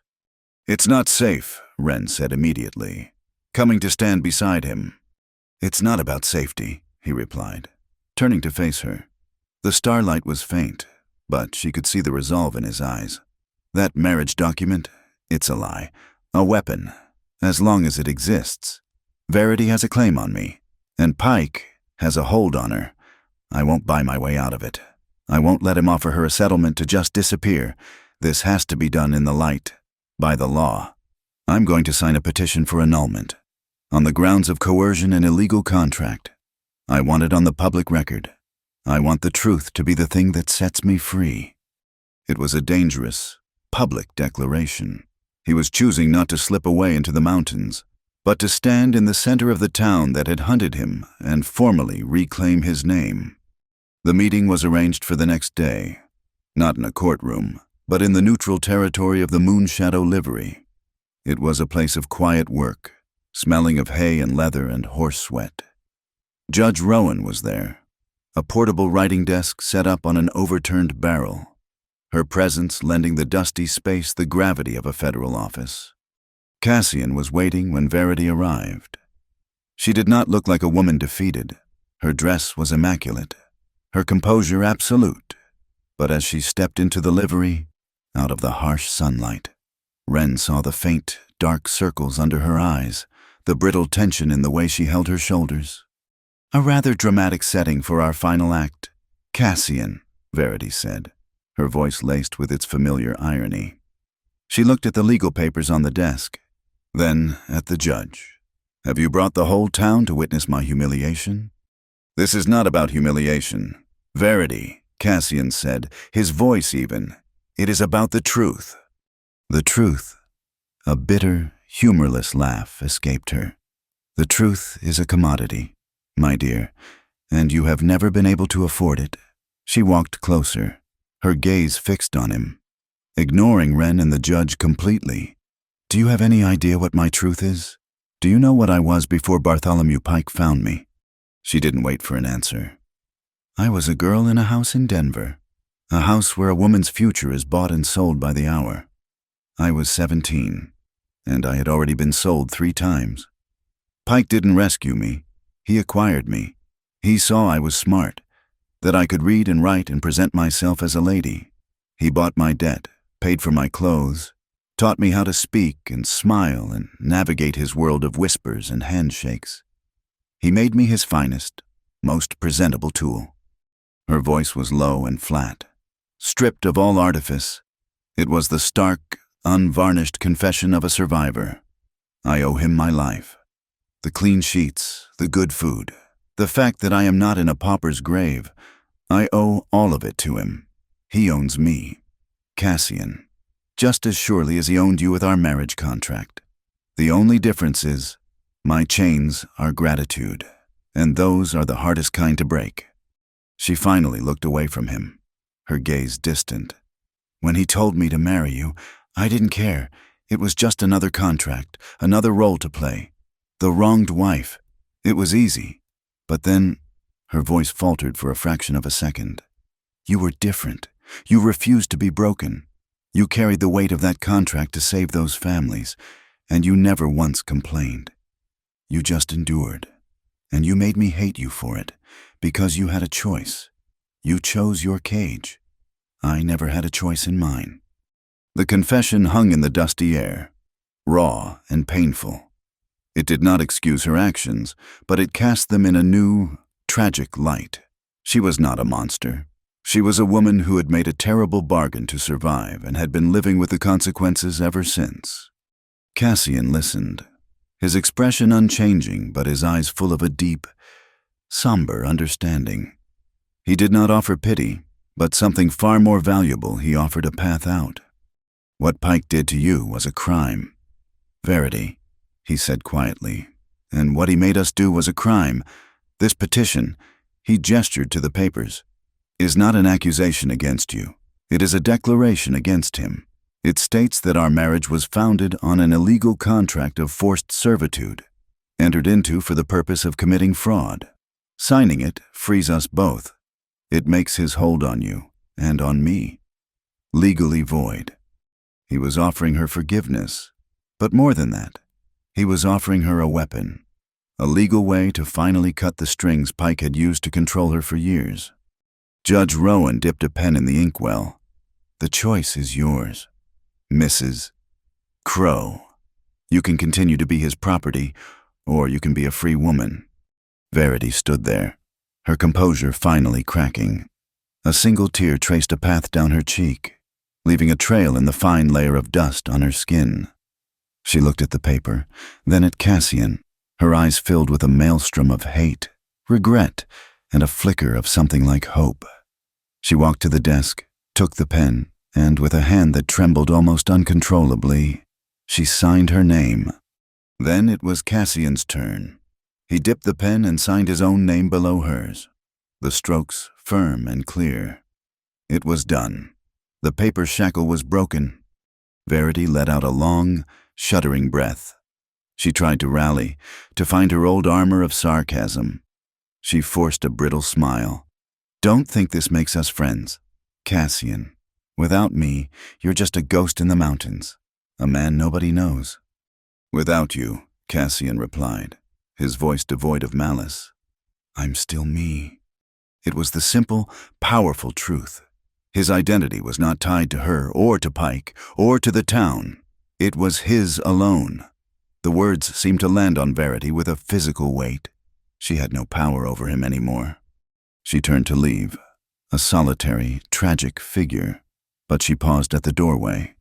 She reached into a small reticule at her waist and pulled something out. She walked back and placed it on the desk. It was a simple string of faded blue glass beads. "This was mine," she said, her voice barely a whisper. "A long time ago. I got this from the first girl who ever taught me how to laugh. Before Denver." She didn't wait for a response. She turned and walked out of the livery, into the harsh, unforgiving sunlight, leaving the small, poignant piece of her lost humanity behind. A single perfect drop of truth that had fallen and shattered on the dusty floorboards. Later, as the sun began to set, casting long shadows across the valley, Wren and Cassian stood by the broken corral fence. The air was still and peaceful, but the future was a vast, unwritten territory. "What if the territorial court denies the petition?" Wren asked, the practical fear a cold thread in the quiet evening. "What if Pike's influence is too great?" Cassian didn't look at her. He looked out at the horizon, at the endless expanse of land and sky.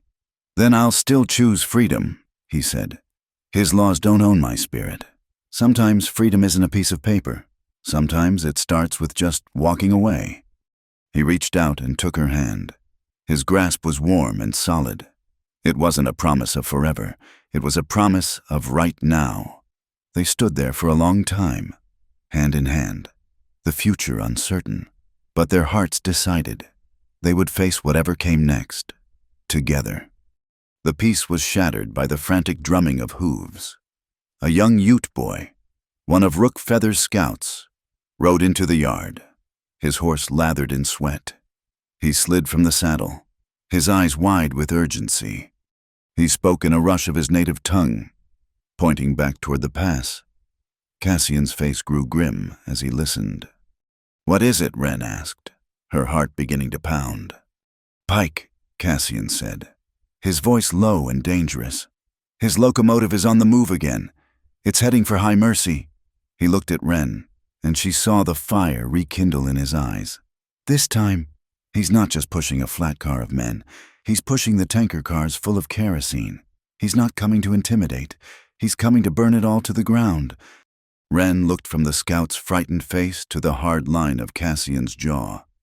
She thought of the stable, the lies, the fear, the fight. Pike was a fire that would never burn itself out. It had to be extinguished. She looked at Cassian, her own resolve hardening into steel. "Then we end it here," she said, her voice a quiet vow. "With our fire, not his, the night was an inkwell, spilled across the sky with no moon or stars to dilute the blackness. Into this void." Pike's train moved like a malevolent serpent of steel and steam, its single headlamp cutting a weak, jaundiced path through the darkness. It entered Rattlesnake Span for the second time. Slower now, more deliberate. The heavy tanker cars, sloshing with kerosene, rumbled behind the engine, a liquid promise of fire that made the very air feel volatile. Pike was not just coming to make a point, he was coming to erase the board. From a high ridge, Cassian watched the trains approach. He was not planning an ambush, he was staging an intervention. He turned to Wren, his face grim in the faint, reflected light. "Are you ready?" She nodded, her hand tightening on the strange device Judge Rowan had provided. It was a semaphore signal lamp, confiscated from Pike's own warehouse, a powerful lantern with adjustable shutters and colored lenses. It was a tool of the railroad, now turned against its master. As the locomotive began its slow, cautious journey onto the trestle bridge, Cassian spurred his horse. He rode not toward the train, but parallel to it, a ghost of a rider against the dark canyon wall, timing his approach with a hunter's precision. He rode against the wind, its roar a physical presence that tried to push him back, but he leaned into it, his buckskin eating up the rough ground. At the same moment, Wren, positioned on the far side of the canyon, struck a match and lit the signal lamp's wick. She worked the levers, sending a clear, powerful sequence of flashing lights, one red, two yellow toward the engine. It was the railroad's universal code, an undeniable signal of extreme danger, structural failure ahead. Bridge, unsafe. Aboard the engine, the engineer, a different man this time, a grim-faced hireling, saw the flashing lights. He swore, his orders from Pike warring with every instinct of self-preservation. A signal like that could not be ignored. With a curse, he yanked the brake lever. Just as the scream of tortured metal filled the canyon, Cassian closed the distance. He rode his buckskin right up alongside the moving cars, the noise of the engine a deafening thunder, with a grace born of a lifetime in the saddle. He stood on his horse's back and leaped, catching the iron ladder on the side of a tanker car. The jolt nearly tore his arms from their sockets, but he held on, his body slamming against the cold steel. He scrambled up and ran along the narrow catwalk, the wind tearing at him, the train still grinding its way to a halt in the middle of the bridge. He found what he was looking for, the emergency brake line, a heavy chain that ran the length of the train. He grabbed it with both hands and threw his entire weight against it. The train bucked and shuddered to a final, violent stop, its front wheels directly over the weakened section of the trestle. The bridge groaned, sagging just as it had before. A clear and terrifying confirmation of the signal lamp's warning. Pike's mercenaries, thrown off balance by the sudden stop, scrambled to their feet, their rifles ready, and then they saw them.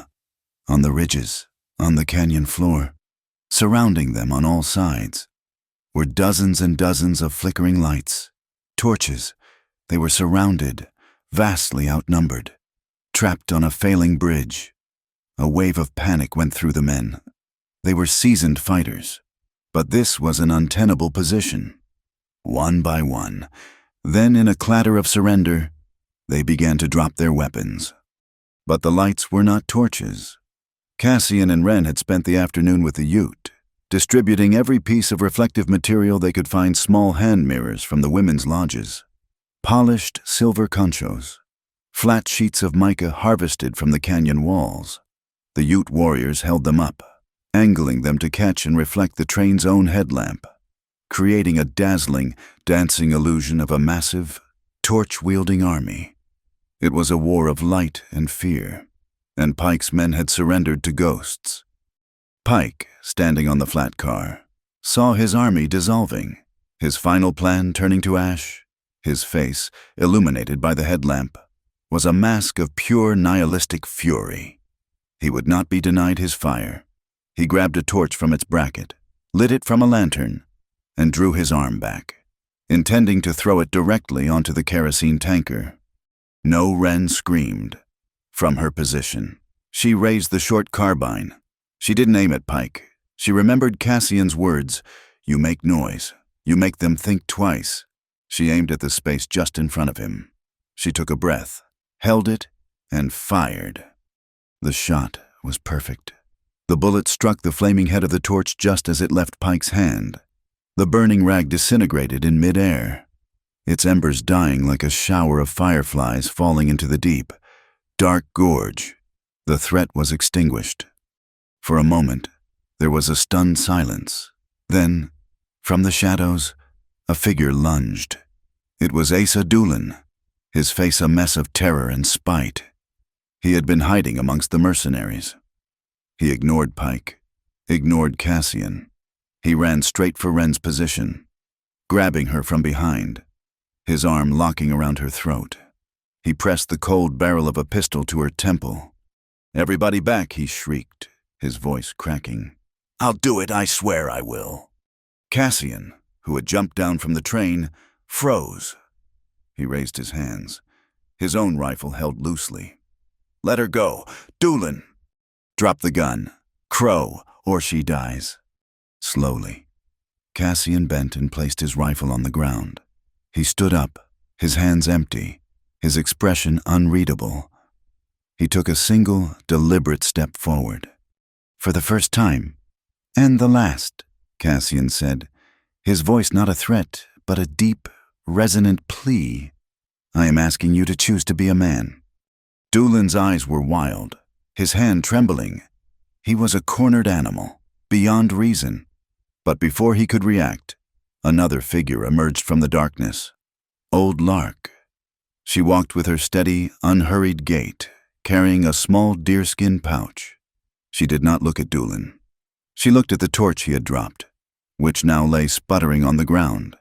With a simple, almost casual motion, she upended the pouch. A cascade of fine, white limestone powder fell onto the torch. The flame, starved of air, hissed and died instantly, plunging them back into the semi-darkness. It was as if that simple act broke the spell. From all sides, the people of High Mercy surged forward. They had followed Judge Rowan, armed not with guns, but with lanterns and a collective, righteous anger. They surrounded Doolin, their faces hard and unforgiving. He looked at the ring of his former neighbors, saw the disgust and contempt in their eyes, and his will crumbled. His arm went limp, and the pistol fell from his nerveless fingers. Wren wrenched herself free as several ranchers grabbed Doolin, tying his hands with a length of rope. A movement on the tanker car drew every eye. Verity stood there, a silhouette against the train's lamp. She looked down, not at the chaos, but at Cassian. Their gazes held for a long, silent moment across the distance. It was a look that contained 3 years of bitterness, regret, and a final, unspoken understanding. Then, she reached into her dress, pulled out a small, heavy ring of iron keys, the keys to Pike's strongboxes, to his ledgers, to his entire empire, and, without a word, she tossed them over the side of the bridge. They vanished into the blackness below with a faint splash. "I'm tired of his fire," she said, her voice carrying in the sudden quiet. And then she simply turned and walked to the far end of the train. A woman, finally, irrevocably, choosing her own freedom. It was over. Pike was apprehended, his face a mask of disbelief. The mountain of evidence, the invoices from the abandoned crate, the illegal marriage contract, the 2 ledgers, and now the testimonies of his own men was insurmountable. The steel doors of his private car had become the bars of a prison he had built for himself. As the first hint of dawn began to soften the eastern sky, Wren turned to Cassian in the quiet aftermath, surrounded by the community they had saved. She looked up at him. The adrenaline was fading, leaving behind a profound, bone-deep sense of peace. She reached up and touched the side of his face, her fingers tracing the line of his jaw.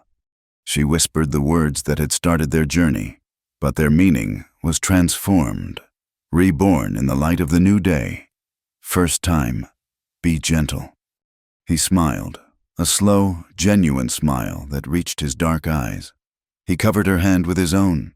His touch was like fire made soft, a warmth that held no danger, only the promise of home. The distant bell at the High Mercy Depot began to ring, a clear, bright sound welcoming the morning. He leaned down and kissed her.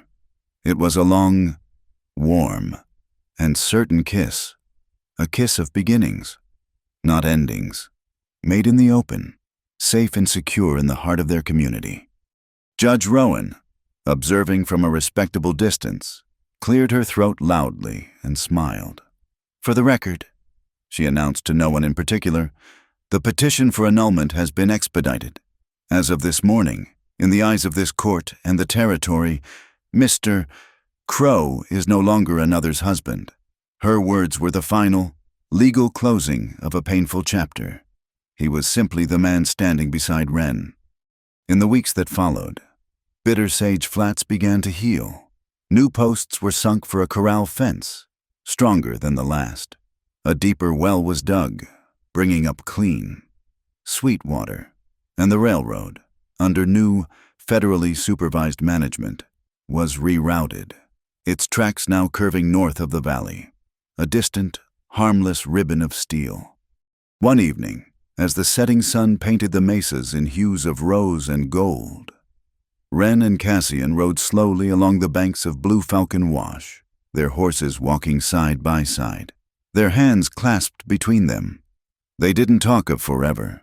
The word was too big, too fragile for a land this wild. They had learned that promises were not made for a lifetime, but for the here and now. They promised to light the fire tonight, and again tomorrow night. And they made one last, silent vow, that for all the sunrises to come, if one of them was ever afraid, if the world ever felt too harsh, the other would lean close and whisper, "First time, let's be gentle with each other again." Thank you for listening to this story. I'd love to know where you're tuning in from, so please drop a comment below to share your thoughts and say hello. If you enjoyed this journey, please subscribe to my channel, Wild West Stories 1850. Give this video a like, and consider hitting the hype button to help this tale reach more listeners.